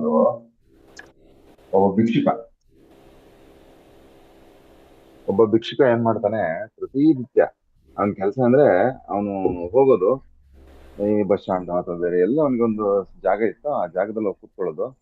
ಅವನೇನ್ ಮಾಡ್ತಿದ್ದ ಅಂತ ಹೇಳಿದ್ರೆ, ಶಿವ ₹1 ಕೊಡು ಶಿವ ಅಂತ. ಅರ್ಥ ಮಾಡ್ಕೊಳ್ಳಿ, ಸಿಂಪಲ್ ಆಗಿ, ಶಿವ ₹1 ಕೊಡು, ಶಿವ ₹1 ಕೊಡು ಅಂದ್ರೆ ಯಾರನ್ನೇ ಕಂಡ್ರು, ಯಾರನ್ನೇ ಅವನ ಮುಂದೆ ಬಂದ್ರು, ಅವ್ರನ್ನೆಲ್ಲಾರನು ಒಂದೇ ಮಾತು ಕೇಳ್ತಿದ್ದ, ಏನೋ ಶಿವ ₹1 ಕೊಡು, ಶಿವ ₹1 ಕೊಡು ಅಂತ. ಆಯ್ತಾ? ಸೊ ಅವನ ಜೀವನ ಪರ್ಯಂತ ಇದೇ ಕೆಲಸ ಮಾಡಿದ್ದು. ಶಿವ ಶಿವ ಅಂದ್ರೆ ಶಿವನನ್ನ ಎಷ್ಟು ಸಾರಿ ಕರೆದ ಅವನು ಅಂದ್ರೆ, ಶಿವನಿಗೆ ಇವನ್ ಇಷ್ಟ ಆಗ್ಬಿಟ್ಟ. ಭಗವಂತ ಶಿವನಿಗೆ ಇವನ್ ಇಷ್ಟ ಆಗ್ಬಿಟ್ಟ. ಅವನ ಈಗ ದಿನ ಅವನ ಮುಂದೆ ಎಷ್ಟೋ ಜನ, ನೂರಾರು ಜನ ಹಾದು ಹೋಗ್ತಾ ಇರ್ತಾರೆ. ಆ ಒಂದು ವ್ಯಕ್ತಿ ಅವನ ಮುಂದೆ ಹೋದಾಗೆಲ್ಲ ಇವನು ಶಿವ ₹1 ಕೊಡು, ಶಿವ ₹1 ಕೊಡು ಅಂತ ಇದೊಂದೇ ಗೊತ್ತಿರೋದು ಅವನಿಗೆ, ಇನ್ನೇನು ಗೊತ್ತಿಲ್ಲ, ಬೇರೇನು ಮಾತಾಡಲ್ಲ ಅವನು. ಬೆಳಿಗ್ಗೆ ಹೋಗಿ ಕೂತ್ಕೊಂಡ್ರೆ ಸಂಜೆವರೆಗೂ ಇದೇ ಮಾಡ್ತಿದ್ದ. ಸೊ ಇಷ್ಟೆಲ್ಲ ಮಾಡ್ತಾ ಮಾಡ್ತಾ ಅವ್ನಿಗೆ ಏನಾಗೋಯ್ತು, ಶಿವನಿಗೆ ಇವನ್ ಮೇಲೆ ಪ್ರೀತಿ ಬಂತು. ಆಗ ಶಿವ ಪ್ರತ್ಯಕ್ಷ ಆಗಿ ಕೇಳ್ತಾನೆ, ನಿಂಗೆ ಏನ್ ಬೇಕು ಅಂತ. ಆಕ್ಚುಲಿ ಆ ಭಿಕ್ಷಕ ಬಂದು ಕುರುಡಾಗಿರ್ತಾನೆ. ಅವನು ಕುರುಡಾಗಿದ್ರು ಕೂಡ ಅವನು ಒಂದು ಸಂಸಾರ ಕಟ್ಕೋತಾನೆ, ಮಕ್ಳಿರ್ತಾರೆ, ಆ ಮಕ್ಳಿಗೂ ಮಕ್ಳು ಹುಟ್ಟಿರ್ತಾರೆ. ಆದ್ರೂ ಕೂಡ ಅವ್ನು ನಿರಂತರವಾದ ಭಿಕ್ಷೆನೆ ಬೇಡ್ತಾ ಇರ್ತಾನೆ, ಒಂದೇ ಪದ ಬಳಸ್ಕೊಂಡು, ಶಿವ ನನಗೆ ಭಿಕ್ಷೆ ಕೊಡು, ₹1 ಕೊಡು, ಶಿವ ₹1 ಕೊಡು. ಸೊ ಇದು ಆದಾಗ ಆ ಭಗವಂತನ ಸಾಕ್ಷಾತ್ಕಾರ ಆಗುತ್ತಲ್ಲ ಅವನಿಗೆ, ನಿಮ್ಗೇನಾದ್ರೂ ವರ ಬೇಕಿದ್ರೆ ಕೇಳು ಅಂತ ಅಂತಾನೆ. ಆಗ ಏನ್ ಕೇಳಿರ್ಬೋದು ನೋಡಿ, ನೋಡೋಣ ಹೇಳಿ.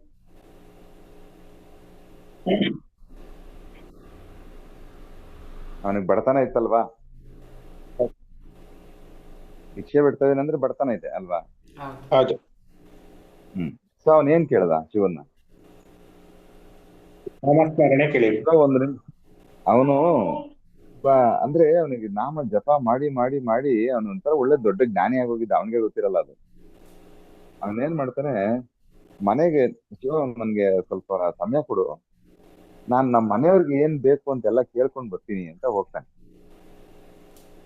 ಹೋಗಿ ಒಂದೊಂದೇ ಒಬ್ಬೊಬ್ರದ್ದು ಆಸೆಗಳು ಕೇಳ್ತಾನೆ. ಏನು ಮಕ್ಕಳನ್ನ ಆಸೆ ಕೇಳ್ತಾನೆ.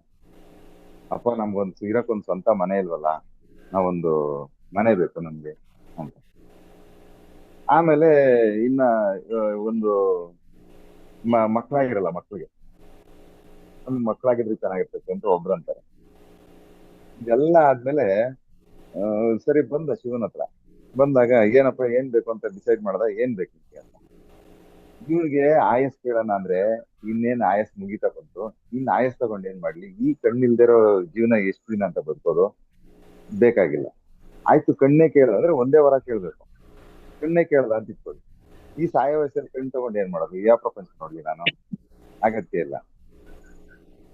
ಸೊ ಅವನು ಎಷ್ಟು ಬುದ್ಧಿ ಉಪಯೋಗಿಸ್ತಾನೆ ಅಂತಂದ್ರೆ, ಶಿವ ನನ್ಗೆ ನೀನ್ ಎಂತ ವರ ಕೊಡ್ಬೇಕು ಅಂತಂದ್ರೆ, ನನ್ನ ಮೊಮ್ಮಗನನ್ನ, ಅರ್ಥ ಮಾಡ್ಕೊಳ್ಳಿ, ಅಂದ್ರೆ ಮಗನ ಮಗ, ನನ್ನ ಮೊಮ್ಮಗನನ್ನ ಚಿನ್ನದ ತೊಟ್ಟಿಲಿನಲ್ಲಿ ನೋಡೋ ಅಂತ ವರ ಕೊಡು ಅಂತ ಕೇಳ್ದ. ಲಾಜಿಕ್ ಅರ್ಥ ಆಯ್ತಾ ನಿಮ್ಗೆ? ಎಸ್. ಅಂದ್ರೆ ಚಿನ್ನದ ತೊಟ್ಲು ಅಂದ್ರೆ ಶ್ರೀಮಂತಿಗೆ ಬರ್ಲೇಬೇಕಾ? ಹ್ಮ್. ಹೌದು. ಮೊಮ್ಮಗನ್ ನೋಡ್ಬೇಕು ಅಂದ್ರೆ ಇವ್ನ್ ಕಣ್ ಬರ್ಲೇಬೇಕಾ? ಮಗು ಆಗ್ಬೇಕು. ಎಲ್ಲ ಒಂದ್ರಲ್ಲೇ ಬಂದ್ಬಿಡ್ತು. ಆಯ್ತಾ? ಎಲ್ಲಾನು ಪ್ಯಾಕೇಜ್ ತರ ಮಾಡ್ಬಿಟ್ಟ. ಹ್ಮ್. ನೋಡಿ ಅವನೇನು ಮಾಡ್ಲಿಲ್ಲ, ಅವನಿಗೆ ಗೊತ್ತೇ ಇಲ್ಲ, ಇದ್ರ ಅರ್ಥನೇ ಗೊತ್ತಿಲ್ಲ. ಬರೀ ಶಿವ ₹1 ಕೊಡು, ಇಷ್ಟೇ ಅವನಿಗೆ ಗೊತ್ತಿದ್ದು. ಆ ಶಿವ ಶಿವ ಶಿವ ಅನ್ನೋ ಪದನ ಅವನು ಕೋಟ್ಯಾಂತರ ಬಾರಿ ಜಪ ಮಾಡ್ಬಿಟ್ಟಿದ. ಸೊ ಹಂಗೆ ಈಗ ನೋಡಿ, ನಾವು ಸಾಮಾನ್ಯವಾಗಿ, ಅಂದ್ರೆ ನನ್ನ ಅನುಭವ ನಾನು ನಿಮ್ಗೆ ಹೇಳ್ತಾ ಇದ್ದೀನಿ. ಕೆಲವು ಕಡೆ ನಾನು ಹೋದಾಗ ನನ್ಗೆಲ್ಲೋ ಒಂಚೂರು ಇದು ಎಡವಟ್ಟಾಗತ್ತೆ, ಏನೋ ಇಲ್ಲಿ ನನಗೆ ಅಪೋಸಿಟ್ ಆಗತ್ತೆ ಅಂತ ಅನ್ನಿಸ್ದಾಗ ನಾನೇನ್ ಮಾಡ್ತೀನಿ, ಅಲ್ಲಿಗೆ ಹೋಗಕ್ ಮುಂಚೆ ಭಗವಂತನ ಸ್ಮರಣೆ ಮಾಡ್ಕೊಂಡು ಹೋಗೋದು. ಅಂದ್ರೆ ಇವಾಗ ನನ್ಗೆ ಯಾವ್ದೋ ಒಂದು ಮಂತ್ರ ಸಿದ್ಧಿ ಆಗಿದೆ, ಆ ಮಂತ್ರ ನಾನ್ ಜಪ ಮಾಡ್ಕೊಂಡು ಹೋಗ್ತೀನಿ, ಆಯ್ತಾ? ಸೊ ಅದು ಜಪ ಮಾಡ್ಕೊಂಡು ಹೋದಾಗ ಒಂದು ನನ್ಗೆ ಅದ್ ಕೆಲಸ ಆಗುತ್ತೆ, ಇಲ್ಲ ಅಂದ್ರೆ ನ್ಯೂಟ್ರಲ್, ಅಂದ್ರೆ ಕೆಲಸ ಆ ಕಡೆ ಆಗ್ಲೂ ಇಲ್ಲ, ಈ ಕಡೆ ನನ್ ನಷ್ಟನೂ ಇಲ್ಲ ಅನ್ನೋ ತರ. ಅರ್ಥ ಆಯ್ತು ಅಂತ ಅನ್ಕೋತೀನಿ ನಿಮ್ಗೆ. ಎಸ್. ಅಂದ್ರೆ ಕೆಲವೊಂದು ಸಾರಿ ಕೆಲಸ ಆಗೋದು ತುಂಬಾ ಮುಖ್ಯ, ಅದೇ ತರ ಆ ಕೆಲಸದಿಂದ ನಷ್ಟ ಆಗದೆ ಇರೋದು ಇನ್ನೂ ಮುಖ್ಯ. ಹೌದು. ಯಾವತ್ತೂ ಅಷ್ಟೇ ಎಲ್ಲ ಪ್ರತಿ ಸರಿ ಲಾಭನೇ ಆಗ್ಬೇಕು ಅಂತ ಏನಿಲ್ಲ, ನಷ್ಟ ಆಗದೆ ಇರೋ ತರ ನೋಡ್ಕೊಳ್ಳೋದು ಕೂಡ ಒಂದು ಲಾಭನೇ. ಹ್ಮ್. ಇದನ್ನ ಎಷ್ಟು ಜನ ಒಪ್ತೀರಾ? ಎಸ್. Yes. ಎಲ್ಲರೂ ಒಪ್ಲೇಬೇಕು ಸರ್. ಅಲ್ವಾ? ಹ್ಮ್. ಯಾಕೆ ಅಂತಂದ್ರೆ ಕೆಲವೊಂದು ಸಾರಿ ಕೆಲವು ಕೆಲಸದಿಂದ ಲಾಭ ಬರುತ್ತೆ, ಅವಾಗ ನಮ್ಗೆ ಖುಷಿ ಆಗುತ್ತೆ. ಅದೇ ನಷ್ಟ ಆದಾಗ ದುಃಖ ಆಗುತ್ತೆ. ದುಃಖ. ಸೊ ಆ ನಷ್ಟ ಆಗದೆ ಹೋದ್ರೆ ನಾವು ಯಾವ್ದೇ ಇಲ್ಲ ಅಂದ್ರೆ ನಮ್ಗೆ ಯಾವ್ದೇ ತರದ ಭಾವನೆಗಳು, ಉದ್ವೇಗಗಳು No ಏನಿಲ್ಲ. loss, no profit. ಅಷ್ಟೇ. ಸೊ ಅದು ಕೂಡ ಒಂದು ಲಾಭನೇ. ನಾವು ₹100 ಇದೆ ನಮ್ಮ ಹತ್ರ, ಅದು ₹110 ಆಗ್ಲಿಲ್ಲ, ₹90 ಆಗ್ಲಿಲ್ಲ, ಬೇಡ ಬಿಡಿ, ಇರ್ಲಿ ₹100 ಇರ್ಲಿ ನಮ್ಮ ಹತ್ರ, ಸಾಕಲ್ವಾ? ರೌಂಡ್ ಫಿಗರ್ ₹100 ಆಗೇ ಇದೆಯಲ್ಲ, ಅದೇ ಖುಷಿ. ಸೊ ಇದು ಅಂದ್ರೆ ಯಾವತ್ತೂ ಅಷ್ಟೇ ಎಲ್ಲಾ ಟೈಮಲ್ಲೂ ನಮ್ಗೆ ಸಕ್ಸಸ್ ಆಗ್ಬೇಕು ಅಂತೇನಿಲ್ಲ. ಯಾಕೆಂದ್ರೆ ಸಕ್ಸಸ್ ಅಂಡ್ ನಾಲೆಡ್ಜ್ ಇವೆರಡಕ್ಕೂ ದ ನೆವರ್ ಎಂಡ್ಸ್, ಅಂದ್ರೆ ಇವೆರಡಕ್ಕೂ ಕೊನೆನೇ ಇಲ್ಲ. ಸೊ ಹಂಗಾಗಿ ಇದು ಬೇರೆ ಇನ್ನೊಂದ್ ಕೆಲಸ ಇನ್ನೊಂದ್ ಟೈಮಲ್ಲಿ ಅದಕ್ಕಿಂತ ಒಳ್ಳೆ ಕೆಲಸ ಆಗ್ಬೋದು. ಸೊ ಅದಕ್ಕೆ ನಾ ಹೇಳ್ತಿರೋದು, ಕೆಲವೊಂದು ಕಡೆ ಕೆಲಸ ಆಗಿಲ್ಲ ಅಂದಾಗ ನಾವು ವೆಯ್ಟ್ ಮಾಡಿದಾಗ ಅದಕ್ಕಿಂತ ಇನ್ನೂ ಒಂದು ಒಳ್ಳೆ ರಿಸಲ್ಟ್ ಬೇರೆ ಕೆಲಸ ನಮ್ಗೆ ಆಗ್ಲಿಕ್ಕಿದೆ ಅಂತ ಅರ್ಥ. ಎಸ್. ಸೊ ಜಪಕ್ಕೆ ತುಂಬಾ ಪವರ್ ಇದೆ. ತುಂಬಾ ಜನ ಇದನ್ನ ಹೇಳ್ತಾರೆ. ಇನ್ನೊಂದೇನಪ್ಪಾ ಅಂದ್ರೆ ಇದಕ್ಕೆ ಕಂಡೀಷನ್ ಇಲ್ಲ. ಹೌದು. ಈಗ ನೀವು ಧ್ಯಾನ ಮಾಡ್ಬೇಕು ಅಂದ್ರೆ ಒಂದು ಕಂಡೀಷನ್ ಇದೆ ಅಲ್ವಾ? ಹೌದು. ಅದಕ್ಕೆ ಅದ್ರದೇ ಆದ ಸಿದ್ಧತೆ ಮಾಡ್ಕೋಬೇಕು. ಆಮೇಲೆ ಕೆಲವೆಲ್ಲ ಆಹಾರ ಕ್ರಮಗಳಿದ್ದಾವೆ, ಹೌದಲ್ವಾ? ಹೌದು. ಕಾಫಿ ಕುಡಿಯಾಗಿಲ್ಲ, ನೀವು ಕಾಫಿ ಕುಡಿಬಾರ್ದು. ಧ್ಯಾನ ಮಾಡೋರು ತುಂಬಾ ಸಾತ್ವಿಕ ಆಹಾರ ತಗೋಬೇಕು. ಹ್ಮ್. ಇದೆಲ್ಲ ಕೆಲವೆಲ್ಲ ಇದಾವೆ ನಿಯಮ. ಕಂಡೀಷನ್ಸ್. ಆಮೇಲೆ ಅರಿಷಡ್ ವರ್ಗಗಳ ಮೇಲೆ ನಿಮ್ಮ ಕಂಟ್ರೋಲ್ ಇರ್ಬೇಕು. ಹಿಡಿತಬೇಕು. ಅರಿಷಡ್ ವರ್ಗಗಳು ಅಂದ್ರೆ ಕಾಮ, ಕ್ರೋಧ, ಮೋಹ, ಮದ, ಮಾತ್ಸರ್ಯ, ಲೋಭ, ಮಹ, ಮದ, ಮಾತ್ಸರ್ಯಗಳು, ಆಯ್ತಾ? ಈ 6 ಷಡ್ಗುಣಗಳಿಂದವೆ, ಇವುಗಳ ಮೇಲೆ ಹಿಡಿತ ಸಾಧಿಸಿರ್ಬೇಕು. ಇವತ್ತು ನೀವು ಇವ್ರು ಕೇಳಿದ್ರಲ್ಲ, ವಿಶ್ವಾಮಿತ್ರರಾಗಿರ್ಬೋದು, ಜಮದಗ್ನಿಗಳನ್ನಾಗಿರ್ಬೋದು, ಋಷಿಗಳ ಹೆಸರು ಕೇಳಿದ್ರಲ್ವಾ? ಹೌದು. ಅವ್ರು ಏನೇ ಸಾಧನೆಗಳೆಲ್ಲ ಅಷ್ಟೆಲ್ಲ ಸಾಧನೆ ಮಾಡಿದ್ರು, ಅಷ್ಟೆಲ್ಲ ಭಗವಂತನ ಸಾಕ್ಷಾತ್ಕಾರ ಅವ್ರಿಗೆ ಆಗಿದ್ರು, ಅವ್ರ ಕೋಪದ ಮೇಲೆ ಅವ್ರಿಗೆ ಕಂಟ್ರೋಲ್ ಇರಲಿಲ್ಲ ಅಲ್ವಾ? ಹೌದು. ಹೌದು. ಹ್ಮ್. ಸೊ ಎಂತದೇ ನಾವೇನೇ ಮಾಡ್ತೀವಿ ಅಂದ್ರೆ ಕೆಲವೊಂದು ಗುಣಗಳ ಮೇಲೆ ನಮ್ ಹಿಡಿತಾ ಇಲ್ಲದೆ ಹೋಗುತ್ತೆ. ಸೊ ಆತರ ಗುಣ ನಮ್ಮ ಒಳಗಡೆ ಇರುವಂತಹ ಗುಣಗಳ ಮೇಲೆ ನಾವು ಹಿಡಿತ ಸಾಧಿಸ್ಲಿಲ್ಲ ಅಂದ್ರೆ ನಾವು ಋಷಿಗಳು ಆಗೋದಿಲ್ಲ, ಮಹರ್ಷಿಗಳು ಮೊದ್ಲೇ ಆಗೋದಿಲ್ಲ. ಸೊ ಇವಾಗ ನಾವೇನು ಯಕಶ್ಚಿತ್ ಮನುಷ್ಯರು ಮನುಷ್ಯ. ಅಲ್ವಾ? ಹುಲು ಹೌದು. ಅಂದ್ರೆ ನಾವೇನೇನು ಅಲ್ಲ ನೋಡ್ಕೊಂಡ್ರೆ. ಯಾಕೆ ಅಂತಂದ್ರೆ ಈ ಪ್ರಪಂಚದಲ್ಲಿ ಪ್ರಕೃತಿಗೆ ವಿರುದ್ಧವಾಗಿ ಪ್ರಕೃತಿಗೆ ತೊಂದರೆ ಕೊಟ್ಕೊಂಡು ಬದುಕ್ತಾ ಇರೋ ಏಕೈಕ ಜೀವಿ ಯಾರು ಅಂದ್ರೆ ಅದು ಮನುಷ್ಯ. ನಿಜವಾಗ ಸಿಂಪಲ್ ಆಗಿ ಅರ್ಥ ಮಾಡ್ಕೊಳ್ಳಿ. Yes sir. ಸೊ ನಾವು ತೊಂದರೆ ಕೊಟ್ಕೊಂಡು ಬದುಕ್ತಾ ಇದೀವಿ ಅಂದ್ರೆ ಅದರ ಅರ್ಥ ಏನು? ಪ್ರತಿನಿತ್ಯ ಬರೀ ಪಾಪನೇ ಮಾಡ್ತಾ ಇರೋದು ನಾವು ಪಾಪ ಮಾಡೋದ್ ಬಿಟ್ಟು ಬೇರೆ ಏನು ಗೊತ್ತಿಲ್ಲ. So ಅದರ ಮಧ್ಯೆ ಜಪದಿಂದ ಪಾಪ ವಿನಾಶವಾಗುತ್ತೆ ಅಂತಂದ್ರೆ ಅಟ್ಲೀಸ್ಟ್ ಪ್ರಯತ್ನ ಪಡೋಣ ಅಲ್ವಾ? ಅದರಲ್ಲಿ ನಿಮ್ಮ ಇಷ್ಟ ದೇವರದ್ದು ಮಾಡ್ಬೋದು. ಮೇಡಮ್ ಹೇಳ್ದಂಗೆ ಕಲಿಯುಗದ ಪ್ರತ್ಯಕ್ಷ ದೇವರು ಯಾರು? ಹನುಮಂತ. ಎಸ್, ಚಿರಂಜೀವಿಗಳಲ್ಲಿ ಒಬ್ಬರಾದಂತ ಹನುಮಂತ ದೇವರು ಕೂಡ ನಮ್ಮ ಕಲಿಯುಗದ ಪ್ರತ್ಯಕ್ಷ ದೇವರು. ಆಯ್ತಾ? ಅವರ ಒಂದು ಇದನ್ನ ಜಪ ಕೂಡ ಮಾಡ್ಬೋದು. ಅವರು ಕೂಡ ನೀವು ಬೇಕಾದ್ರೆ ನೋಡಿ, ಸಾಮಾನ್ಯವಾಗಿ ತಪಸ್ಸು ಅಥವಾ ಜಪ ಮಾಡ್ತಾರೋ ಹೋದಲ್ಲೇ ಇರ್ತಾರ ಅವರು.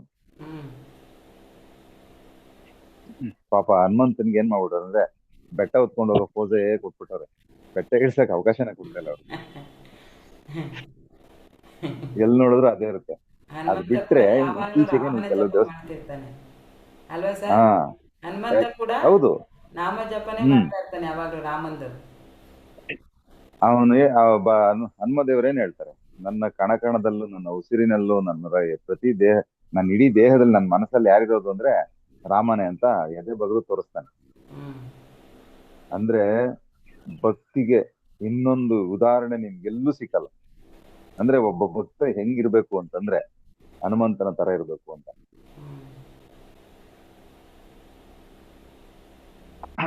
ಆತರ ಹಾಗಾಗಿ ನಾವು ತುಂಬಾ ಶ್ರದ್ಧೆ ಭಕ್ತಿ ಇದನ್ನೆಲ್ಲ ಅಂದ್ರೆ ಭಕ್ತಿ ಮಾರ್ಗ ಏನಾದ್ರೂ ಭಕ್ತಿ ಮಾರ್ಗದಲ್ಲಿ ಯಾರು ನಡೆದು ಅದನ್ನ ನಿರೂಪಿಸಿದ್ದಾರೆ, ಭಕ್ತಿ ಮಾರ್ಗ ತುಂಬಾ ಅತ್ಯುತ್ತಮವಾದ್ದು ಅಂತ ನಿರೂಪಿಸಿದ್ದಾರೆ ಅಂತಂದ್ರೆ ಎಕ್ಸಾಂಪಲ್ ಹನುಮಂತ ದೇವರು. ಸೊ ಹಾಗಾಗಿ ಜಪ ತುಂಬಾ ಚೆನ್ನಾಗಿ ಕೆಲಸ ಮಾಡುತ್ತೆ. ಮೇಡಮ್ ಹೇಳ್ದಾಗ ಯಾರಿಂದಾದ್ರೂ ಗುರುಪದೇಶ ಬೇಕಾದ್ರೂ ತಗೋಬಹುದು. ಸಿಗ್ಲಿಲ್ಲ ಅಂದ್ರೆ ಭಗವಂತ ಶಿವನನ್ನ ಕೂಡ ನೀವು ಗುರುಸ್ಥಾನದಲ್ಲಿಟ್ಟು ಏನಿಲ್ಲ, ಭಗವಂತ ಶಿವನೇ ನಮ್ಮ ಕಿವಿಯಲ್ಲಿ ಬಂದು ಈ ಒಂದು ನಮ್ಮ ಜಪವನ್ನು ಈ ಮಂತ್ರವನ್ನ ಉಪದೇಶ ಮಾಡ್ತಾ ಇದ್ದಾರೆ ಅಂತ ಕಲ್ಪನೆ ಮಾಡ್ಕೊಳ್ಳಿ ಸಾಕು. ಆಯ್ತಾ? ಆಮೇಲೆ ಇನ್ನೊಂದು ಮೇನ್ ವಿಚಾರ, ಸಂಕಲ್ಪ ಅನ್ನೋದು ವೆರಿ ಇಂಪಾರ್ಟೆಂಟ್. ಯಾವುದೇ ಕೆಲಸ ಮಾಡಕ್ ಹೋಗಿ ಅದಕ್ಕೆ ಮುಂಚೆ ಸಂಕಲ್ಪ ಮಾಡ್ಲೇಬೇಕು. ಸಂಕಲ್ಪ ಮಾಡಿದ್ರೆ ಯಾವ ಕೆಲಸ ಏನಕ್ಕೆ ಮಾಡ್ತಾ ಇದೀವಿ ಅಂತ ಹೇಳ್ಬಿಟ್ಟು ಸಂಕಲ್ಪ ಮಾಡೇ ಮಾಡ್ಬೇಕು. ಎಸ್ ಎಸ್ ಎಸ್ ಧರ್ಮ ಅರ್ಥ ಕಾಮ ಮೋಕ್ಷ ಪ್ರಾಪ್ತ್ಯರ್ಥಂ ಅಲ್ವಾ? ಇದು 4 ಬಂದ್ಬಿಡುತ್ತೆ ನೋಡಿ. ಅಂದ್ರೆ ಧರ್ಮದ ದಾರಿಯಲ್ಲಿ ನಡಿಬೇಕು ನಾವು. ಅರ್ಥ ಅಂದ್ರೆ ಹಣ ಸಂಪಾದನೆ ಮಾಡ್ಬೇಕು. ಯಾವ್ದು ರೀತಿಲಿ? ಅದು ಧರ್ಮದ ರೀತಿಯಲ್ಲಿ ಹಣವನ್ನ ಸಂಪಾದನೆ ಮಾಡ್ಬೇಕು. ಅರ್ಥಾರ್ಜಿತಂ, ಆಯ್ತಾ? ಹಣವನ್ನ ನಾವು ಪಡಿಬೇಕು. ಕಾಮ ಮೋಕ್ಷ ಅಂದ್ರೆ ಕಾಮ ಅಂದ್ರೇನು? ನಮ್ಮ ಆಸೆ ಆಕಾಂಕ್ಷೆಗಳನ್ನ ಈಡೇರಿಸ್ಕೋಬೇಕು. ಈಗ ಮನುಷ್ಯರಾಗಿ ಹುಟ್ಟಿದೀವಿ, ನಮ್ಗೆ ನಮ್ದೇ ಆದ ಕೆಲವು ಇಷ್ಟ ಇರ್ತವೆ, ಇಷ್ಟ ಕಷ್ಟಗಳಿರ್ತಾವಲ್ವಾ? ಸೊ ಅದು ಏನು? ಆ ಇಷ್ಟಗಳೇನು? ಅವುಗಳನ್ನ ನೀವು ಸಂಕಲ್ಪ ಮಾಡಬೇಕು. ಸಂಕಲ್ಪ ಅಂದ್ರೆ ಸಿಂಪಲ್. ಇದೆಲ್ಲವನ್ನ ಪಡೆದು ಅಂದ್ರೆ ನೀವು ಧರ್ಮದ ರೀತಿಯಲ್ಲಿ ನಡೆದ್ರಿ, ಆ ಧರ್ಮದ ರೀತಿಯಲ್ಲಿ ನೀವು ಹಣವನ್ನ ಸಂಪಾದನೆ ಮಾಡಿದ್ರಿ, ಹಾಗೇದೇ ರೀತಿ ಧರ್ಮಯುತವಾದ ಆಸೆ ಆಕಾಂಕ್ಷೆಗಳನ್ನ ಈಡೇರಿಸ್ಕೊಂಡ್ರಿ, ಅದೇ ರೀತಿ ನೀವು ಮೋಕ್ಷವನ್ನು ಕೂಡ ಪಡೆಯೋದಿಕ್ಕೆ ಪ್ರಯತ್ನವನ್ನ ಮಾಡ್ಬೇಕು. ಅಂದ್ರೆ ಮೋಕ್ಷ ಸುಲಭನಾಗಿ ಸಿಗೋದಿಲ್ಲ. ಇರ್ಲಿ, ಬೇಕು ಬೇಕು ಅಂತ ಕೇಳಿ ಒಂದ್ ನಿಮ್ಗೆ ಹೆಜ್ಜೆ ಇದಕ್ಕೆ ಆದ್ರೂ ಮುಂಚೆ ಇಟ್ಕೊಳ್ಳಲ್ಲ ಒಂದ್ ನಾವು. ಮಾತಾಡಿ, ಅಲ್ಲ ಇದಕ್ಕೊಂದ್ ಮುಂಚೆ ಒಂದ್ ಮಾತಾಡಿದೆ ಗೊತ್ತಾ ನಿಮ್ಗೆ? ಹಠ ಮಾಡಿ ಮಕ್ಳು ಏನ್ ಮಾಡ್ತಾರೆ? ಹಠ. ಹ್ಮ್. ಬೇಕೇ ಹಠ ಬೇಕು. ಮಾಡಿದಾಗ ನೀವೇನ್ ಮಾಡಿದೀರಾ? ಕೊಡಿಸ್ತೀವಿ. ಎಸ್. ನಾವ್ ಯಾರ್ ಮಕ್ಳು? ದೇವರ ಮಕ್ಕಳು. ನಾವೇನ್ ಮಾಡ್ಬೇಕು ಮತ್ತೆ? ದೇವ್ರ ಹತ್ರ ಹಠ ನಮ್ಗೆ ಮಾಡ್ಬೇಕು. ಏನ್ ಬೇಕೋ ಹಠ ಮಾಡ್ಬೇಕು. ನಾವ್ ಹಠ ಮಾಡಿದಾಗ ಭಗವಂತ ಏನ್ ಮಾಡ್ತಾನೆ? ಆಯ್ತು ಹೋಗೋ ಮಗನೇ ಅಂತ ತಗೋ ಅಂತ ಹೇಳಿ ಕೊಡ್ತಾನೆ. ಸೊ ಪ್ರಯತ್ನದಿಂದ ಕೆಲವೆಲ್ಲ ಆಗ್ತವೆ. ಸೊ ಕೆಲವೆಲ್ಲ ಪ್ರಯತ್ನನು ಹಠನೇ. ಸೊ ನಿರಂತರವಾದ ಪ್ರಯತ್ನ ಹಠ ಆಗತ್ತೆ. ಆದ್ರೆ ಇವನ್ ದಿನ ಬೆಳಿಗ್ಗೆ ಎದ್ದೇಳ್ತಾನೆ ಇರ್ಬೇಕು ಇರ್ಬೇಕು ಇರ್ಬೇಕು ಅಂತ ಕೇಳ್ತಾನೆ. ಸೊ ಆಗೋಗ್ಲಿ ಕೊಟ್ಬಿಡೋಣ ಅಂತ ಕೊಡ್ತಾನೆ. ಸೊ ಯಾವ ಮಟ್ಟಕ್ಕೆ ಇವಾಗ, ಅಲ್ಲ ಇವಾಗಿನ ಜನಗಳಲ್ಲಿ ಇಲ್ಲ ಬಿಡಿ ಅದು. ಅವಾಗ ಹೇಳೋರು ಈ ಸಾಲ ವಸೂಲಿ ಮಾಡ್ಬೇಕು ಅಂದ್ರೆ ಹೋಗಿ ಮನೆ ಹತ್ರ ನಿಂತ್ಕೊಂಡು 4-5 ಬೈದ್ ಬಿಟ್ರೆ ಅವ್ರು ಅವಾಗ ಎಲ್ಲೋ ಏನೋ ಮಾಡಿ ತಂದು ಸಾಲ ತೀರಿಸ್ತಾರೆ ಅಂತ ಹೇಳೋರು. ಹೇಳಿದಿರಲ್ಲ, ಇವಾಗಿಲ್ಲ ಬಿಡಿ. ಇಲ್ಲ ಸರ್, ಇವಾಗ್ಲೂ ಇವಾಗ ಮಾಡ್ತಾರೆ. ಆ ಇವಾಗ್ಲೂ ಇಲ್ಲ ಇಲ್ಲ ತರ ಅಂತಾರ ಎಲ್ಲ ಇದು. ರೋಸ್ ಹೋಗ್ಬಿಟ್ಟಾರ ಜನ ಎಲ್ಲ. ಅಂತಾರ ಹೆಂಗಾಗ್ಬಿಟ್ಟಾರೆ ಅಂದ್ರೆ ಈಗ ಆತರ ಸಿಸ್ಟಮ್ ಇಲ್ಲ. ನೀವ್ ಹೌದಾ ಬೈಕ ಹೋಗು, ನೀನ್ ಬೈದ್ರೆ ದುಡ್ಡು ನಿಂತು ಅಷ್ಟೇ ವಜಾ ಅಂತಾರ ಅವ್ರು. ಆ ಮಟ್ಟಕ್ಕಲ್ಲ ಇಲ್ಲ. ಇವೆಲ್ಲ ನಾವು ಅನುಭವನೇ ಹೇಳ್ತಾರ ನಿಮ್ಗೆ. ಅದೆಲ್ಲ ಅಂದ್ರೆ ಹಿಂದೆ ನಡೆದಿದೆ ಆಯ್ತಾ. So ಹಂಗಾಗಿ ಇವಾಗ ಅವಾಗೆಲ್ಲ ಸ್ವಲ್ಪ ಮಾನ ಮರ್ಯಾದೆಗೆ ಅಂಜೋರು, ಈಗ ಅದೆಲ್ಲ ಬಿಟ್ಬಿಟ್ಟಿದ್ರೆ. ಅದು ಬಿಡಿ, ಅದೊಂಥರ ಕೆಟ್ಟ ವಿಚಾರಗಳವೆಲ್ಲ. ಹ್ಮ್. ಸೊ ಇದು ಇವತ್ತಿನ ಜಪ ಅನ್ನೋ ಒಂದು ಇದಕ್ಕೆ ಒಳ್ಳೆ ಮಹತ್ವ ಇದೆ. ಆಮೇಲೆ ಎಲ್ಲೇ ಹೋದ್ರು ನೀವು ನಿರಂತರ ಜಪ ಮಾಡೋದಕ್ಕೆ ಅಭ್ಯಾಸ ಮಾಡ್ಕೊಳ್ಳಿ. ಆಮೇಲೆ ಇವಾಗ ಏನಪ್ಪಾ ಮೇಡಮ್ ಹೇಳಿದ್ರು, ಈ ಜಪ ಮಾಲೆನೇ ಹಿಡ್ಕೊಂಡ್ ಮಾಡ್ಬೇಕು, ಕೌಂಟೇ ಮಾಡ್ಕೋಬೇಕು. ಖಂಡಿತ ಇಲ್ಲ, ಅದ್ರ ಅಗತ್ಯನೂ ಇಲ್ಲ. ಎಷ್ಟಾದ್ರೂ ಆಗ್ಲಿ ಬಿಡಿ, ನಿಮ್ಗೇನ್ ಇವಾಗ ಲೆಕ್ಕ ತಗೊಂಡ್ ನೀವೇನ್ ಮಾಡ್ಬೇಕು? ಆಕ್ಚುಲಿ ದೇವ್ರು ಕೊಟ್ರೆ ಲೆಕ್ಕ ಮಾಡಲ್ವಂತೆ, ಹಂಗೆ ನಾವು ಲೆಕ್ಕ ಮಾಡ್ದೇನೆ ಮಾಡೋದೇ ಒಳ್ಳೇದು. ಅದೇ ಲೆಕ್ಕನೇ ಬೇಡ. ಬಟ್ ಏನಂದ್ರೆ ಏನಕ್ಕೆ 108 ಏನಕ್ಕೆ ಹೇಳಿ ನೋಡೋಣ. ಆ ಮ್ಯಾಜಿಕ್ ನಂಬರ್ ಏನು, ಅಥವಾ ಆ 108ರ ಮಹತ್ವ ಏನು ಹೇಳಿ ನೋಡೋಣ. 108 ಟೋಟಲ್ 9 ಆಗುತ್ತೆ. ಹ್ಮ್. ನಮ್ಮ ಜ್ಯೋತಿಷ್ಯದಲ್ಲಿ ಏನ್ ಹೇಳ್ತೀವಿ ಅಂತಂದ್ರೆ, ದ ಡಯಾಮೀಟರ್ ಆಫ್ ಅರ್ತ್ ಅಂದ್ರೆ ನಮ್ಮ ಭೂಮಿಯ ಸುತ್ತಳತೆ ಇದೆ ಗೊತ್ತಾ ನಿಮ್ಗೆ? ಓಕೆ. ಸೊ ಆ ಭೂಮಿಯ ಸುತ್ತಳತೆಯ 108 ಪಟ್ಟು ಸುತ್ತಳತೆ ಸೂರ್ಯಂದು. ನಾವೆಲ್ಲಿದ್ದೀವಿ? ಸೌರಮಂಡಲದಲ್ಲಿ, ಅಂದ್ರೆ ಒಂದು ಸೂರ್ಯನ ಕಕ್ಷೆಯಲ್ಲಿ ಇದ್ದೀವಿ. ಕರೆಕ್ಟ್ ಅಲ್ವಾ? ಹೌದು. ನಾವಿರೋದೇ ಸೌರಮಂಡಲದಲ್ಲಿ. ನಮ್ಮನ್ನ ಕಂಟ್ರೋಲ್ ಮಾಡ್ತಾ ಇರೋದು ಯಾರು? ಸೂರ್ಯ ಅಲ್ವಾ? ಸೊ ಇದು ಏನಕ್ಕೆ 108ಕ್ಕೆ ಮಹತ್ವ ಬಂತು ಅಂದ್ರೆ, ನಮ್ಮ ಭೂಮಿಯ ಸುತ್ತಳತೆಯ 108 ಪಟ್ಟು ದೊಡ್ಡದಾಗಿರುವಂತದ್ದು ಗ್ರಹ ಯಾವುದು? ಆಕ್ಚುಲಿ ಸೂರ್ಯ ಒಂದು ಗ್ರಹ ಅಲ್ಲ, ನಕ್ಷತ್ರ ಅದು. ನಾವು ಅದನ್ನ ಗ್ರಹ ಅಂತ ಪರಿಗಣನೆ ತಗೊಂಡಿದ್ವಿ, ಯಾಕಂದ್ರೆ ನಮ್ಮ ಸೌರಮಂಡಲದಲ್ಲಿ ಇರೋದ್ರಿಂದ ಅದನ್ನ ಗ್ರಹ ಅಂತಾನೆ ಕನ್ಸಿಡರ್ ಮಾಡ್ತೀವಿ. ಓಕೆ. ಸೊ 108 ಪಟ್ಟಿರೋದ್ರಿಂದ ಅದಕ್ಕೆ 108 ಸಾರಿ ಮಾಡಿದ್ರೆ ಈ ನವಗ್ರಹಗಳಿಗೆ ನಾವು ಇದು ಕೊಟ್ಟಂಗೆ, ಅಥವಾ ಸೂರ್ಯ ಭಗವಾನನಿಗೆ ಒಂದು ಗೌರವ ಸೂಚಿಸಿದಂಗೆ ಇದು. ಅದಕ್ಕೆ ಈ 108ರ ಮಹತ್ವ. ಆಮೇಲೆ ಆ 108 ಏನಪ್ಪಾ ಅಂತಂದ್ರೆ, ಇದನ್ನ ನಿರಂತರವಾಗಿ 108 ದಿವಸ ಅಭ್ಯಾಸ ಮಾಡಿದ್ರೆ ನಮ್ಮ ದೇಹ ಕೂಡ ಅದನ್ನ ಆಕ್ಸೆಪ್ಟ್ ಮಾಡ್ಕೊಂಡ್ಬಿಡುತ್ತೆ. ಅಂದ್ರೆ ರೂಢಿ ಆಗೋದು, ಬಿದ್ದು ಅದಕ್ಕೆ ನಾವು ಅಭ್ಯಾಸ ಆಗ್ಬಿಟ್ಟಿದೆ ನಮ್ಗೆ ಅಂತ ಗೊತ್ತಾ ನಿಮ್ಗೆ? ಆ ಅಭ್ಯಾಸ ಆಗೋಗುತ್ತೆ. ಅದಕ್ಕೆ 108. ಆಯ್ತಾ? ನೋಡಿ, 108 ಪಟ್ಟು ದೊಡ್ಡದಾಗಿದೆ ಸೂರ್ಯ.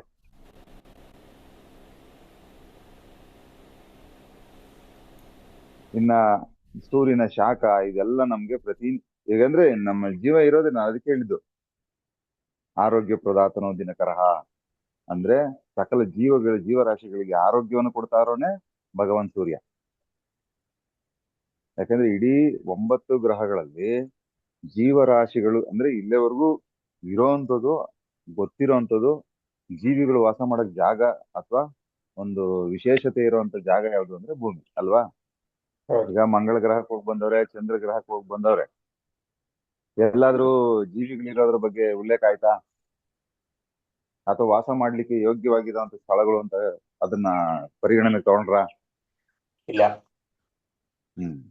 ಸೊ ಅಲ್ಲಿಗೆ ಇದು ಭೂಮಿಗೆ ಆ ಒಂದು ಶಕ್ತಿ ಇದೆ. ಅಂದ್ರೆ ಇಲ್ಲಿ ಒಬ್ಬ ಜೀವಿ ಅಂದ್ರೆ ಮನುಷ್ಯ ಇರ್ಬೋದು, ಬೇರೆ ಎಲ್ಲ ಪ್ರಾಣಿ ಪಕ್ಷಿಗಳಿರ್ಬೋದು, ಜೀವಂತವಾಗಿದ್ದು ವಾಸ ಮಾಡ್ಲಿಕ್ಕೆ ಇಲ್ಲಿ ಯೋಗ್ಯವಾದ ಸ್ಥಳ ಇದೆ.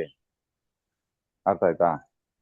ಸೊ ಇಲ್ಲಿ ನಮ್ಮ ದೇಹಕ್ಕೆ ಏನ್ ಬೇಕು, ಗಾಳಿ, ನೀರು, ಅದೆಲ್ಲವನ್ನ ಪಂಚಭೂತಗಳನ್ನ ಸೃಷ್ಟಿ ಮಾಡಿ ಇಲ್ಲಿ ಅದನ್ನ ಬ್ಯಾಲೆನ್ಸ್ಡ್ ಆಗಿ ಇಟ್ಟಿರೋದೇ ಭಗವಂತ. ಸೊ ಹಂಗಾಗಿ ಇದನ್ನೆಲ್ಲ ಎಂಜಾಯ್ ಮಾಡ್ತಾ ಇದೀವಿ ನಾವು. ಸೊ ಹಂಗಾಗಿ ಇಲ್ಲಿ ಈಗ ಇನ್ನೊಂದು ವಿಷಯನೂ ಹೇಳ್ಬಿಡ್ತೀನಿ.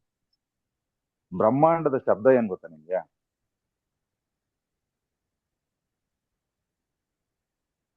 ಬ್ರಹ್ಮಾಂಡದ ಶಬ್ದ ಏನು ಅಂತ ಗೊತ್ತಾ? ಓಂ ಓಂ. ಅದನ್ನ ಸ್ವಲ್ಪ ಬಿಡಿಸಿ ಹೇಳಿದಾಗ ಸೋಹಂ ಅಂತ ಬರುತ್ತೆ. ಆಯ್ತಾ? ಹ್ಮ್ ಸೊ ಇದರಲ್ಲಿ ನಮ್ಮ ಉಸಿರಾಟದ ಕ್ರಿಯೆ ಕೂಡ ಸೋಹಂ ಅಂತಾನೆ ಆಗುತ್ತೆ. ಅಂದ್ರೆ ನೀವು ಉಸಿರನ್ನ ಒಳಗಡೆ ಎಳ್ಕೊತಿರಲ್ಲ, ಅದಕ್ಕೆ ಪ್ರಾಣಾಯಾಮ ಅಭ್ಯಾಸ ಮಾಡಿ ಅಂತ ಹೇಳ್ತಾ ಇರೋದು ನಿಮ್ಗೆ. ಬ್ರಹ್ಮಾಂಡದ ಜೊತೆ ಕನೆಕ್ಟ್ ಆಗ್ತೀರಾ, ಧ್ಯಾನ ಮಾಡಿ ಅಂತ ಅದಕ್ಕೆ ಹೇಳ್ತಾ ಇರೋದು. ಬ್ರಹ್ಮಾಂಡದ ಜೊತೆ ಕನೆಕ್ಟ್ ಆಗ್ತೀರಾ. ಸೊ ನೀವು ಒಳಗಡೆ ಉಸಿರು ಬೇಕಾದ್ರೆ ನೀವು ಒಂದು ಪ್ರಶಾಂತವಾದ ಜಾಗದಲ್ಲಿ ಕೂತ್ಕೊಂಡು ಅಬ್ಸರ್ವ್ ಮಾಡಿ.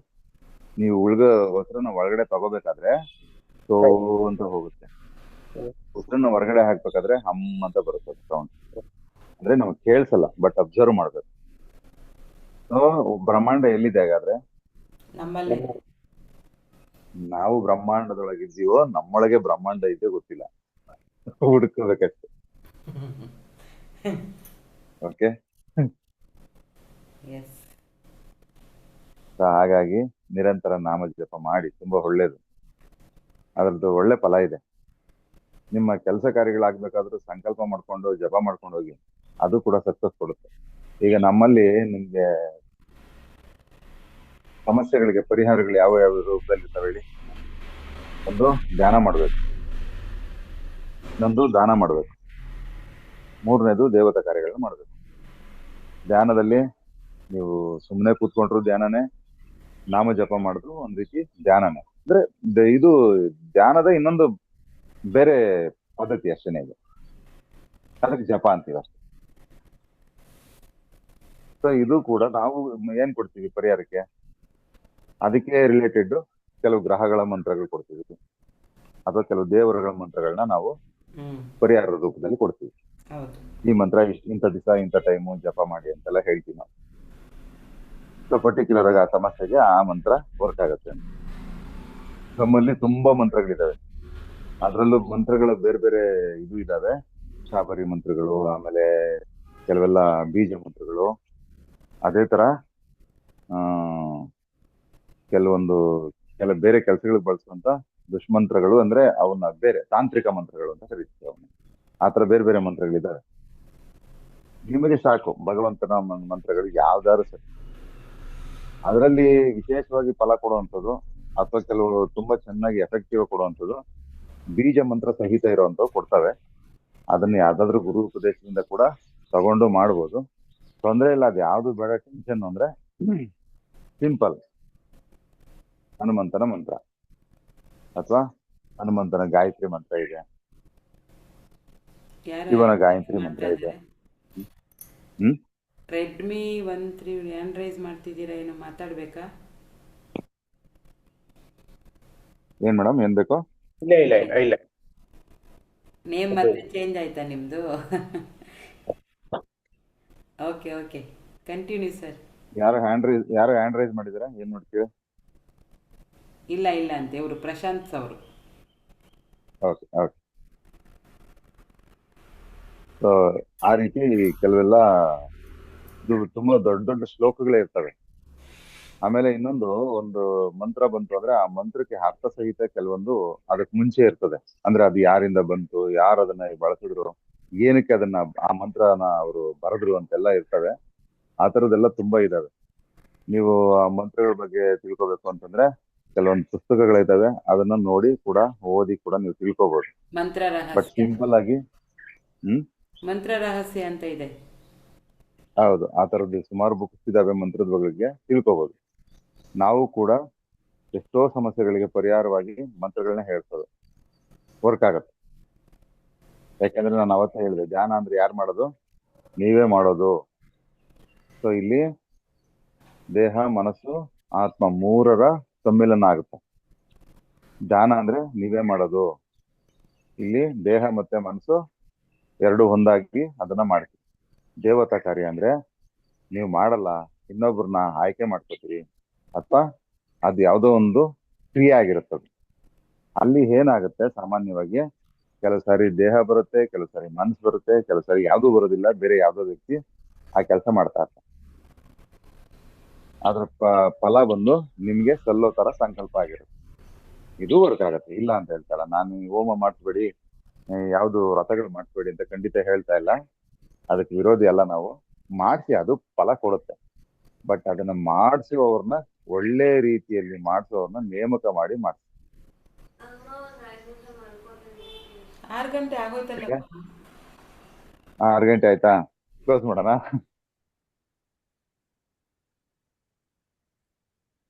ಸರಿ, ನಮಗ್ ಗೊತ್ತಿರೋಷ್ಟು ವಿಚಾರಗಳನ್ನ ನಿಮ್ಗೆ ಹೇಳಿದೀವಿ. ಮೇಡಮ್ ಕಂಟಿನ್ಯೂ ಮಾಡಿ. ಹಾಂ, ಸರಿ. ಈಗ ಲೋಕೇಶ್ ಸರ್ ಏನೇನು ಹೇಳಿದ್ರು ಅರ್ಥ ಆಯ್ತಲ್ವಾ?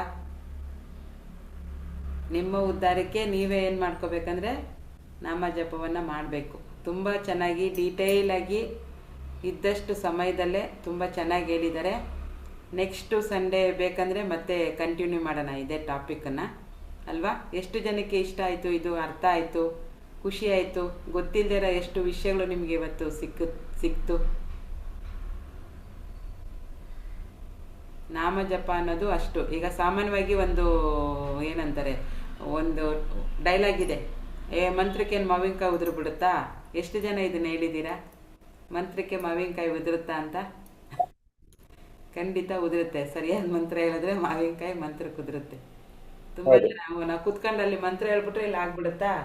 ಮಂತ್ರಕ್ಕೆ ಮಾವಿನಕಾಯಿ ಉದುರಲ್ಲಪ್ಪ, ಅಲ್ಲೋಗಿ ಮಾಡಬೇಕು ಹೇಳ್ತಾರಲ್ವಾ? ಹೌದು. ಎಲ್ಲ ಶಕ್ತಿ ಇದೆ ನೋಡಿ, ಮಳೆನೇ ಬರುತ್ತಲ್ಲ ಮೇಡಮ್. ನೋಡಿ, ನಮ್ಮ ಕಡೆ ನಮ್ಮ ಸಾಲಿಗ್ರಾಮ ಮಂತ್ರಕ್ಕೆ ಮಳೆ ಬರುತ್ತೆ. ನಮ್ಮ ಸಾಲಿಗ್ರಾಮ ದೇವಸ್ಥಾನದಲ್ಲಿ ಮಳೆ ಬಂದಿಲ್ಲ ಅಂದರೆ, ಡಿಲೇ ಆಯಿತು ಅಂದರೆ, ಈಗ ಇಷ್ಟೊತ್ತಿಗೆ ಮಾನ್ಸೂನ್ ಸ್ಟಾರ್ಟ್ ಆಗಬೇಕು. ಒಂದು ವೇಳೆ ಸ್ಟಾರ್ಟ್ ಆಗಿಲ್ಲ ಅಂದರೆ ತುಂಬ ಜನ ಆ ಪ್ರಾಂತದವ್ರಿಗೆ ಗೊತ್ತಿರುತ್ತೆ. ಆ ಕಡೆ ಇರೋರಿಗೆ ನಮ್ಮ ಸಾಲಿಗ್ರಾಮ ದೇವಸ್ಥಾನದಲ್ಲಿ ಏನು ಮಾಡ್ತಾರೆ ಅಂದರೆ, ಉಡುಪಿ ಡಿಸ್ಟಿಕ್ಕಲ್ಲಿ ಕಲ್ಯಾಣಿ ಒಳಗಡೆ ನಿಂತ್ಕೊಂಡು ಮಂತ್ರ ಜಪ ಸ್ಟಾರ್ಟ್ ಮಾಡ್ತಾರೆ. ಮಂತ್ರವನ್ನು ಹೇಳಕ್ಕೆ ಶುರು ಮಾಡಿದ್ರೆ ಅಂದರೆ ಅವತ್ತೇನೆ ಅಲ್ಲಿ ನಿಂತ್ಕೊಂಡು ಮಂತ್ರ ಹೇಳೋವಾಗ್ಲೇ ಮಳೆ ಬರುತ್ತೆ. ಇನ್ ಕೇಸ್ ತುಂಬ ಮಳೆ ಬರ್ತಾ ಇದೆ, ನಿಲ್ತಾನೆ ಇಲ್ಲ, ಅನಾವೃಷ್ಟಿ ಅತಿವೃಷ್ಟಿ ಆಗೋಗಿದೆ, ಮಳೆ ನಿಲ್ಸೋಕ್ಕಾಗ್ತಾ ಇಲ್ಲ ಅಂದಾಗ ಎಳನೀರಿನ ಅಭಿಷೇಕ ಮಾಡಿ ಅಲ್ಲಿ ಮಾತ್ರ ಮಂತ್ರವನ್ನು ಹೇಳ್ತಾರೆ. ಆವಾಗ ಮಳೆ ನಿಲ್ಲುತ್ತೆ. ಇದು ಈಗಲೂ ಪವಾಡ ಆಗ್ತಾ ಇದೆ ನಮ್ಮೂರಲ್ಲಿ. ಮಳೆ ಬಂದಿಲ್ಲ ಅಂದರೆ, ಅಯ್ಯೋ ಇನ್ನೂ ಮಳೆ ಬಂದಿಲ್ಲ ಅಂದರೆ ಏನು ಮಾಡ್ತಾರೆ, ಕಲ್ಯಾಣಿ ಒಳಗಡೆ ನೀರಲ್ಲಿ ನಿಂತು ಜಪ ಮಾಡೋಕ್ಕೆ ಶುರು ಮಾಡ್ತಾರೆ. ಖಂಡಿತ ಸಂಜೆ ಅಷ್ಟೊತ್ತಿಗೆ ಮಳೆ ಬರುತ್ತೆ. ಇದೆಷ್ಟು ಜನಕ್ಕೆ ಗೊತ್ತಿದೆಯೋ ಗೊತ್ತಿಲ್ವೋ, ನಮ್ಮೂರಲ್ಲಿ ಇದು ಈಗಲೂ ನಡೀತಾ ಇದೆ. ಈ ಕ್ಷಣಕ್ಕೂ ನಡೀತಾ ಇದೆ ಈ ಪದ್ಧತಿ. ಇದೆ ಮೇಡಮ್, ಇದೆ ಇದೆಲ್ಲ ತಿಳಿದಿದೆ. ಖಂಡಿತ ಇದೆ, ಬರುತ್ತೆ. ತುಂಬಾ ಕಡೆ ಬರುತ್ತೆ ಅದು, ಮಳೆ ಬರುತ್ತೆ. ಇದೆಲ್ಲ ಒಂದೊಂದು ಪ್ರಾಂತ್ಯದಲ್ಲಿ ಒಂದೊಂದ್ ತರ ನಂಬಿಕೆ. ಹ್ಮ್, ಇನ್ನು ಕೆಲವು ಕಡೆ ಏನ್ ಮಾಡ್ತಾರೆ ಹೇಳಿ, ಮಳ್ರಾಯನ್ ಮಾಡೋದು ಅಂತ ಕೇಳಿದ್ರಾ? ಮಳೆ ರಾಯನ್ ಮಾಡ್ತಾರೆ, ಹೌದು. ಹಾ, So ಅದು ಅದೇನೆ ಹ್ಮ್, ಅವರ ನಂಬಿಕೆ ಅದು. ಆಯ್ತಾ? ಮಂತ್ರಕ್ಕೆ ಇದೆಲ್ಲ ತುಂಬಾ ಸಿಂಪಲ್. ಶಕ್ತಿ ಅವರು ಇದೆ. ಮಂತ್ರದ ಮೂಲಕ ವರ್ಣದೇವರನ್ನ ಪ್ರಾರ್ಥನೆ ಮಾಡ್ತಾರೆ. ಈ ಹಳ್ಳಿ ಕಡೆ ಮಳ್ರಾಯನ್ ಮಾಡೋದು ಅಂದ್ರೆ ಅವರು ಮಳೆರಾಯ ಅಂದ್ರೆ ಬೇರೆ ಯಾರು ಅಲ್ಲ, ವರುಣದೇವರು. ಆಯ್ತಾ? ಹೌದು, ಆ ವರುಣ ವರುಣದೇವರನ್ನ ದೇವರ ಜಪ ಅದು, ಹೌದು. ಅಷ್ಟೇನೆ. ಆಮೇಲೆ ಇನ್ನೊಂದು, ಈ ಶಕ್ತಿ ಎಲ್ಲ ಯಾರಿಗ್ ಕೊಟ್ಟಿರೋದು? ಭಗವಂತ ನಮಗೆ ಕೊಟ್ಟಿರೋದು. ನಮ್ಗೆ ಅಂದ್ರೆ ಮಾತಾಡಕ್ಕೆ ಅವು ಇದಿದೆಯಲ್ಲ, ನಮ್ಮ ಹತ್ರ ಶಕ್ತಿ ಇದೆಯಲ್ಲ. ಹೌದು, ಈ ಪದಗಳ ಉಚ್ಚಾರಣೆ, ಅವಕ್ಕೆ ಒಂದು ಶಕ್ತಿ. ಅಂದ್ರೆ ಇವಾಗ ಮಂತ್ರಗಳಿಗೆ ಶಕ್ತಿ ಇದೆ. ಆ ಶಕ್ತಿಯನ್ನ ನಾವು ಆ ಪದಗಳನ್ನ ಅಥವಾ ಮಂತ್ರಗಳನ್ನ ನಾವು ಜಪ ಮಾಡಿದಾಗ ಆ ಶಕ್ತಿ ನಮಗ್ ಬರುತ್ತಲ್ಲ. ಹ್ಮ್, ಸೊ ಆ ಶಕ್ತಿ ಕೂಡ ನಮ್ಗೆ ಕೊಟ್ಟೋದು ಭಗವಂತ. ಹೌದು, ಖಂಡಿತ. ಸೊ ಹಾಗಾಗಿ ಇಷ್ಟು ದಿವಸ ಮಂತ್ರದಲ್ಲಿ ಏನಿದೆ, ಮಾವಿನಕಾಯಿ ಉದುರಲ್ಲ, ಈ ಥರ ಎಲ್ಲ ಏನೋ ಒಂದು ಲಾಜಿಕ್ ಮೈಂಡಲ್ಲಿ ನೋಡ್ತಾ ಇದ್ರಿ ಅಲ್ವಾ? ಅವರೆಲ್ಲ ಇನ್ಮೇಲೆ ಒಂದು ಮಂತ್ರವನ್ನು ಹಿಡಿದು ಜಪ ಮಾಡೋಕ್ಕೆ ಶುರು ಮಾಡಿ. ಕೆಲಸ ಮಾಡೋವಾಗ ಮಾಡಿ, ಏನಾದರೂ ಮಾಡಿ, ಒಟ್ಟಿನಲ್ಲಿ ದೇವರ ನಾಮ ಸ್ಮರಣೆಯನ್ನು ಹೇಳ್ತಾ ಇರಿ. ಫಸ್ಟು ಸ್ಟಾರ್ಟ್ ಮಾಡಬೇಕಾದ್ರೆ ಒಂದು ಸಂಕಲ್ಪವನ್ನು ಮಾಡಿ ಶುರು ಮಾಡಿ. 21 ದಿವಸ ಕಂಟಿನ್ಯೂಸ್ ಆಗಿ ಡೈಲಿ ಮಂತ್ರ ಜಪ ಮಾಡ್ತಾ ಬನ್ನಿ. ನಿಮ್ಮ ಜೀವನದಲ್ಲಿ ಇರುವಂಥ ದೊಡ್ಡ ದೊಡ್ಡ ಟಾಸ್ಕ್ ಎಲ್ಲ ಕಂಪ್ಲೀಟ್ ಆಗುತ್ತೆ. ನಿಮಗೆ ಗೊತ್ತಿಲ್ಲದೆ ಅದು ಆಗ್ತಾ ಇರುತ್ತೆ. ಮಾಡಿಬಿಟ್ಟು ನೋಡಿ. ಇದು ಇವತ್ತಿನ ನೀವು ಚಾಲೆಂಜ್ ಆಗಿ ತೊಗೊಳ್ಳೋದಾದರೂ ಓಕೆ. ಯಾರೆಲ್ಲ ಸ್ಟಾರ್ಟ್ ಮಾಡ್ತೀರಾ ಅವ್ರು ಇವತ್ತಿಂದನೇ ಮಾಡಿ, ಸ್ನಾನ ಮಾಡಿ, ದೇವ್ರ ಪೂಜೆ ಮಾಡಿ, ಶಿವನನ್ನು ಗುರು ಅಂತ ಕನ್ಸಿಡರ್ ಮಾಡಿ ಇನ್ನು ಮುಂದೆ ನನ್ನ ಆತ್ಮ, ನನ್ನ ದೇಹ, ನನ್ನ ಮನಸ್ಸು ಎಲ್ಲ ನಿನಗೆ ಒಪ್ಪಿಸ್ಬಿಟ್ಟಿದ್ದೀನಿ. ಅದನ್ನು ಸರಿದಾರಿಯಲ್ಲಿ ಕರ್ಕೊಂಡು ಹೋಗೋ ಜವಾಬ್ದಾರಿ ನಿಂದು. ಗುರು ಹೇಗೆ ತಿದ್ದುತ್ತಾನೆ ಒಬ್ಬ ಶಿಷ್ಯನನ್ನು, ಹಾಗೆ ನನ್ನನ್ನು ತಿದ್ದಿ ತೀಡಿ ದಾರಿ ತೋರಿಸ್ಬೇಕು ಗುರುವೇ ನೀನು ಅಂತೇಳಿ ಶಿವನನ್ನು ಗುರುವನ್ನಾಗಿ ಕನ್ಸಿಡರ್ ಮಾಡಿ ಒಂದು ಮಂತ್ರವನ್ನು, ನಿಮ್ಮ ಇಷ್ಟದ ಮಂತ್ರ ಯಾವುದಾದ್ರು ಅದನ್ನು ಸ್ಟಾರ್ಟ್ ಮಾಡಿ. ಡೈಲಿ ಅದನ್ನು ನಿಮಗೆ ಪುರ್ಸೊತ್ತಾದಾಗ, ನೆನಪಾದಾಗ, ಏನೋ ಮಾತಾಡ್ತಿರ್ತೀರಿ ಮರ್ತೋಗ್ತೀರಿ, ಮತ್ತೆ ನೆನಪಾಯ್ತಾ ಹೇಳಕ್ಕೆ ಶುರು ಮಾಡಿ. ನೀವು ಒಂದೇ ಕಡೆ ಕೂತ್ಕೊಂಡು ಮಾಲೆ ಮಾಡಬೇಕಂತನೂ ಇಲ್ಲ ನನಗೆ ಆ ಥರ ಮಾಡೋಕ್ಕಾಗಲ್ಲ ಅಂದರೆ ಅಟ್ಲೀಸ್ಟ್ ಒಂದು ಸೈಡಲ್ಲಿ ಕೂತ್ಕೊಂಡು ಒಂದು ಮಾಲೆಯನ್ನು ಕೌಂಟ್ ಮಾಡಿ ಆದರೂ ಮಾಡಿ. ನಿಮ್ಗೆ ಹೇಗೆ ಕಂಫರ್ಟಬಲ್ ಅನಿಸು. ಇದರಲ್ಲೂ ಕೂಡ ರೂಲ್ಸ್ ಇಲ್ಲ, ಹಿಂಗೆ ಮಾಡಬೇಕು ಹಂಗೆ ಮಾಡಬೇಕು, ಕೂತ್ಕೊಂಡೇ ಜಪ ಮಾಡಬೇಕು, ಕೌಂಟ್ ಮಾಡಬೇಕು, ಆ ಥರ ಏನಿಲ್ಲ. ನಿಮ್ಮ ಮನಸ್ಸಲ್ಲಿ ನಾಮಸ್ಮರಣೆಯನ್ನು ಮಾಡ್ತಾಯಿರಿ. ಓಕೆನಾ? ಭಕ್ತಿಗಿಂತ ದೊಡ್ಡದು ಯಾವುದೂ ಇಲ್ಲ, ಪ್ರೀತಿಗಿಂತ ದೊಡ್ಡ ಶಕ್ತಿ ಇದೆ ಅಂತೆ ಭಕ್ತಿಗೆ. ಭಗವಂತ ಭಕ್ತನ ಪ್ರೀತಿನ ಅಂತ ನೋಡಿದಾಗ ಅವನೇನು ಮಾಡ್ತಾನೆ, ಅವನ ಪ್ರೇಯಸಿಯನ್ನು ರಾಧೆ ಇರ್ಬೋದು, ಲಕ್ಷ್ಮಿ ಇರ್ಬೋದು, ಅವರನ್ನು ಕಡೆಗಣಿಸಿ ಭಕ್ತನ ಹತ್ರ ಬರ್ತಾನಂತೆ. ಅಂದರೆ ನೋಡಿ, ಅವನು ಇದಕ್ಕಿಂತನೂ ಪ್ರೀತಿಗಿಂತನೂ ಜಾಸ್ತಿ ಶಕ್ತಿ ಇದೆ ಭಕ್ತಿಗೆ. ಸೊ ಹಾಗಾಗಿ ಭಕ್ತಿಯಿಂದ ಏನು ಬೇಕಾದರೂ ಹೊಲಿಸ್ಕೊಳ್ಬಹುದು. ಅದನ್ನು ಎಷ್ಟರ ಮಟ್ಟಿಗೆ ಮಾಡ್ತೀರಿ ಅನ್ನೋದು ಇನ್ಮೇಲೆ ಸಿಗುತ್ತೆ ಲೆಕ್ಕ. ಸೊ ಹಾಗಾಗಿ ಯಾವುದೇ ಥರ ಒಳ್ಳೆ ಮನಸ್ಸಿಂದ ನಾಮಸ್ಮರಣೆ ಮಾಡಿ ಅಷ್ಟೇ, ಬೇರೇನು ಕೇಳಲ್ಲ. ದೇವರೇನು ನೀನು ರತ್ನ ಕಂಬಳಿ ಹಾಸು, ಆಮೇಲೆ ರೇಷ್ಮೆ ಬಟ್ಟೆ ಹಾಕೊಂಡು ಕೂತ್ಕೋ, ಅದೆಲ್ಲ ಏನು ಕೇಳಲ್ಲ. ಮನಸ್ಸು ಸ್ವಚ್ಛವಾಗಿರಬೇಕು. ಒಳ್ಳೆ ಮನಸ್ಸಿಂದ, ಒಳ್ಳೆ ಏನಂತಾರೆ ಉದ್ದೇಶದಿಂದ ನೀವು ನಾಮಸ್ಮರಣೆಯನ್ನು ಮಾಡೋಕ್ಕೆ ಶುರು ಮಾಡಬೇಕು ಅಷ್ಟೇ. ಸೊ ಓವರಾಲು ಇವತ್ತು ಜಪ ಎಷ್ಟು ಚೆನ್ನಾಗಿ ಅರ್ಥ ಮಾಡಿಸಿ ಹೇಳಿದ್ರು ನೋಡಿ. ಜ ಅಂದರೆ ಜನ್ಮಾಂತರ, ಪ ಅಂದರೆ ಪಾಪ. ಜನ್ಮಾಂತರಗಳ ಪಾಪವನ್ನು ಕಳಿಬೇಕಂದ್ರೆ ಜಪವನ್ನು ಮಾಡಬೇಕು. ತುಂಬ ಚೆನ್ನಾಗಿದೆ ಅಲ್ವಾ? ಇಷ್ಟು 2 ಅಕ್ಷರದಲ್ಲಿ ಎಷ್ಟು ದೊಡ್ಡ ಅರ್ಥನೇ ಇದೆ ನೋಡಿ. ಸೊ ಹಾಗಾಗಿ ಎಲ್ಲರೂ ಇವತ್ತಿಂದ ಜಪವನ್ನು ಶುರು ಮಾಡಿ. ಓಕೆನಾ? ಸೊ ಈಗ ನೀರನ್ನು ಕುಡಿಯೋಣ. ಮ್ಯಾನಿಫೆಸ್ಟ್ ಮಾಡಿ ನೀರಿಗೆ ಬೇಕಾದಂಥದ್ದೆಲ್ಲ ಹೇಳಿ ನೀರನ್ನು ಹೊಗಳಿ. ಜೀವ ನದಿ ಅಂತ ಕರಿತೀವಿ ನೀರನ್ನು, ಕಾವೇರಿಯನ್ನು, ಗಂಗಾ ನದಿಯನ್ನೆಲ್ಲ ಏನಂತ ಕರಿತೀವಿ? ಜೀವ ನದಿ. ಇದಕ್ಕೆ ಜೀವ ಇದೆ ನೀರಿಗೆ. ಜೀವ ನದಿ ಅಂದ್ರೇನು? ನೀರಿಗೆ ಜೀವ ಇದೆ, ಸ್ಮರಣ ಶಕ್ತಿ ಇದೆ. ನೀವು ಹೇಳೋದನ್ನೆಲ್ಲ ಕೇಳಿಸ್ಕೊಳ್ಳುತ್ತೆ, ನೀವೇನು ಹೇಳ್ತೀರೋ ಅದನ್ನೇ ಮಾಡುತ್ತೆ ಅದು. ಸೊ ಹಾಗಾಗಿ ಆದಷ್ಟು ಒಳ್ಳೆ ಒಳ್ಳೆ ವಿಷಯವನ್ನು ಹೇಳಿ, ನಿಮ್ಗೇನು ಬೇಕು ಅದನ್ನು ಹೇಳಿ. ಆರೋಗ್ಯ ಬೇಕು, ಆದಾಯ ಬೇಕು, ಒಳ್ಳೆ ಜನರ ಸಾಂಗತ್ಯ ಬೇಕು, ಎಲ್ಲವನ್ನು ಹೇಳಿ ನೀರಿಗೆ. ಮತ್ತು ಅದಕ್ಕೆ ಶಕ್ತಿ ಕೊಡಿ, ಗಾಯತ್ರಿ ಮಂತ್ರವನ್ನು ಹೇಳಿ ಶಕ್ತಿ ಕೊಡಿ. ಆಮೇಲೆ ನೀರನ್ನು ಸೇವನೆ ಮಾಡಿ. ಓಕೆನಾ? ಓಂ ಭೂರ್ಭುವಸ್ವಃ ತತ್ಸವಿತುರ್ವರೆಣ್ಯಂ ಭರ್ಗೋ ದೇವಸ್ಯ ಧೀಮಹಿ ಧಿಯೋ ಯೋ ನ ಪ್ರಚೋದಯಾತ್. ಓಂ ಭೂರ್ಭುವಸ್ವಃ ತತ್ಸವಿತುರ್ವರೆಣ್ಯಂ ಭರ್ಗೋ ದೇವಸ್ಯ ಧೀಮಹಿ ಧಿಯೋ ಯೋ ನ ಪ್ರಚೋದಯಾತ್. ಓಂ ಭೂರ್ಭುವಸ್ವಃ ತತ್ಸವಿತುರ್ವರೆಣ್ಯಂ ಭರ್ಗೋ ದೇವಸ್ಯ ಧೀಮಹಿ ಧಿಯೋ ಯೋ ನ ಪ್ರಚೋದಯಾತ್. ಪಂಚಭೂತಗಳಲ್ಲಿ ಒಂದಾದ ಜಲವೇ, ನೀನು ನನ್ನ ಎಲ್ಲ ಕೆಲಸಗಳಲ್ಲೂ ಸಹಕಾರವನ್ನು ಕೊಟ್ಟಿದ್ದೀಯಾ. ಇನ್ನು ಮುಂದೆ ಕೂಡ ನಾನು ಮಾಡುವಂಥ ಒಳ್ಳೆ ಒಳ್ಳೆ ಕೆಲಸಗಳಿಗೆ ನಿನ್ನ ಸಹಕಾರವಿದೆ ಅಂತ ನಂಬಿದ್ದೀನಿ. ಹಾಗಾಗಿ ನನ್ನನ್ನು ಒಳ್ಳೆ ದಾರಿಯಲ್ಲಿ ನಡೆಸು. ನಾನು ಅಂದುಕೊಂಡಂಥ ಎಲ್ಲ ಕೆಲಸ ಕಾರ್ಯಗಳು ನಿರ್ವಿಘ್ನವಾಗಿ ನಡೆಯುವಂತೆ ನನಗೆ ಸಹಾಯ ಮಾಡು. Thank you, thank you, thank you. I am rich, I am rich, I am rich, I am healthy, I am healthy, I am healthy, I am strong, I am strong, I am strong, I am powerful, I am powerful, I am powerful. Thank you, thank you, thank you, and love you, love you, love you.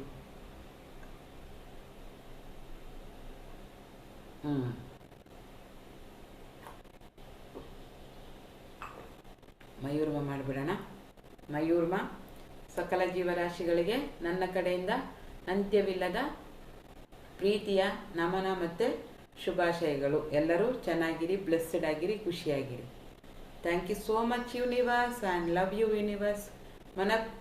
ಪೂರ್ತಿ ಮನಸ್ಸಿಂದ ಹೇಳಿ ಯೂನಿವರ್ಸ್ಗೆ thank you ಹೇಳಿ, love you ಹೇಳಿ. ಮಯೂರ್ಮ okay, ಈಗ ಮಾಡಿ. ತಥಾಸ್ತು. ಹಾಗೆ ಇವತ್ತಿನ ಕ್ಲಾಸು ತುಂಬ ಚೆನ್ನಾಗಿ ಲೋಕೇಶ್ ಸರ್ ಎಕ್ಸ್ಪ್ಲೇನ್ ಮಾಡಿದ್ದಾರೆ. ಅವ್ರಿಗೂ ಕೂಡ ತಥಾಸ್ತು, ಥ್ಯಾಂಕ್ ಯು. ನಿಮ್ಮ ಎಲ್ಲ ಕೆಲಸಗಳು ಚೆನ್ನಾಗಾಗಲಿ ಸರ್. ನಮ್ಮ ಕಡೆಯಿಂದ ಬ್ಲೆಸ್ಸಿಂಗ್ ಇರುತ್ತೆ ನಿಮಗೆ. ಹಾಗೆ ನಿಮ್ಮೆಲ್ಲರಿಗೂ ಕೂಡ ದೇವರ ಮತ್ತು ಹಿರಿಯರ ಮನೆಯ ಎಲ್ಲರ ಆಶೀರ್ವಾದ ಸಿಗಲಿ. ನೀವು ಮಾಡುವಂಥ ಎಲ್ಲ ಕೆಲಸದಲ್ಲೂ ನಿಮಗೆ ಸಕ್ಸಸ್ ಸಿಗಲಿ. ಹಾಗೆ ನನಗೂ ಕೂಡ ಆಶೀರ್ವಾದ ಮಾಡಿ ನಾನು ಮಾಡುವಂಥ ಎಲ್ಲ ಕೆಲಸ ಕಾರ್ಯಗಳಲ್ಲಿ ನನಗೆ ಒಂದು ಸರಿಯಾದ ದಾರಿ ಸಿಗಲಿ, ಮತ್ತು ಇನ್ನೂ ಹೆಚ್ಚು ಹೆಚ್ಚು ನಿಮಗೆ ಹೇಳಿಕೊಡುವಂಥ ಶಕ್ತಿ, ಸಹನೆ, ಧೈರ್ಯ ನಮಗೂ ಬರಲಿ ಅಂತ. Thank you so much. ತಥಾಸ್ತು ತಥಾಸ್ತು ತಥಾಸ್ತು. ತಥಾಸ್ತು, ಕಿಶನ್, ಎಲ್ರಿಗೂ ಥ್ಯಾಂಕ್ ಯು ಒಳ್ಳೆದಾಗ್ಲಿ. Sir, madam thank you. ಎಲ್ಲ ಒಳ್ಳೇದಾಗ್ಲಿ, ಎಲ್ರಿಗೂ ಒಳ್ಳೇದಾಗ್ಲಿ, ಸಮಸ್ತ ಜೀವರಾಶಿಗಳು ಒಳ್ಳೇದಾಗ್ಲಿ. ತಥಾಸ್ತು ತಥಾಸ್ತು ತಥಾಸ್ತು. Yes, thank you so much. Bye, ಹುಷಾರಾಗಿರಿ. Happy Sunday. ಸಂಡೇನ ಚೆನ್ನಾಗಿ ಸೆಲೆಬ್ರೇಟ್ ಮಾಡಿ. Bye, take care. ತಥಾಸ್ತು.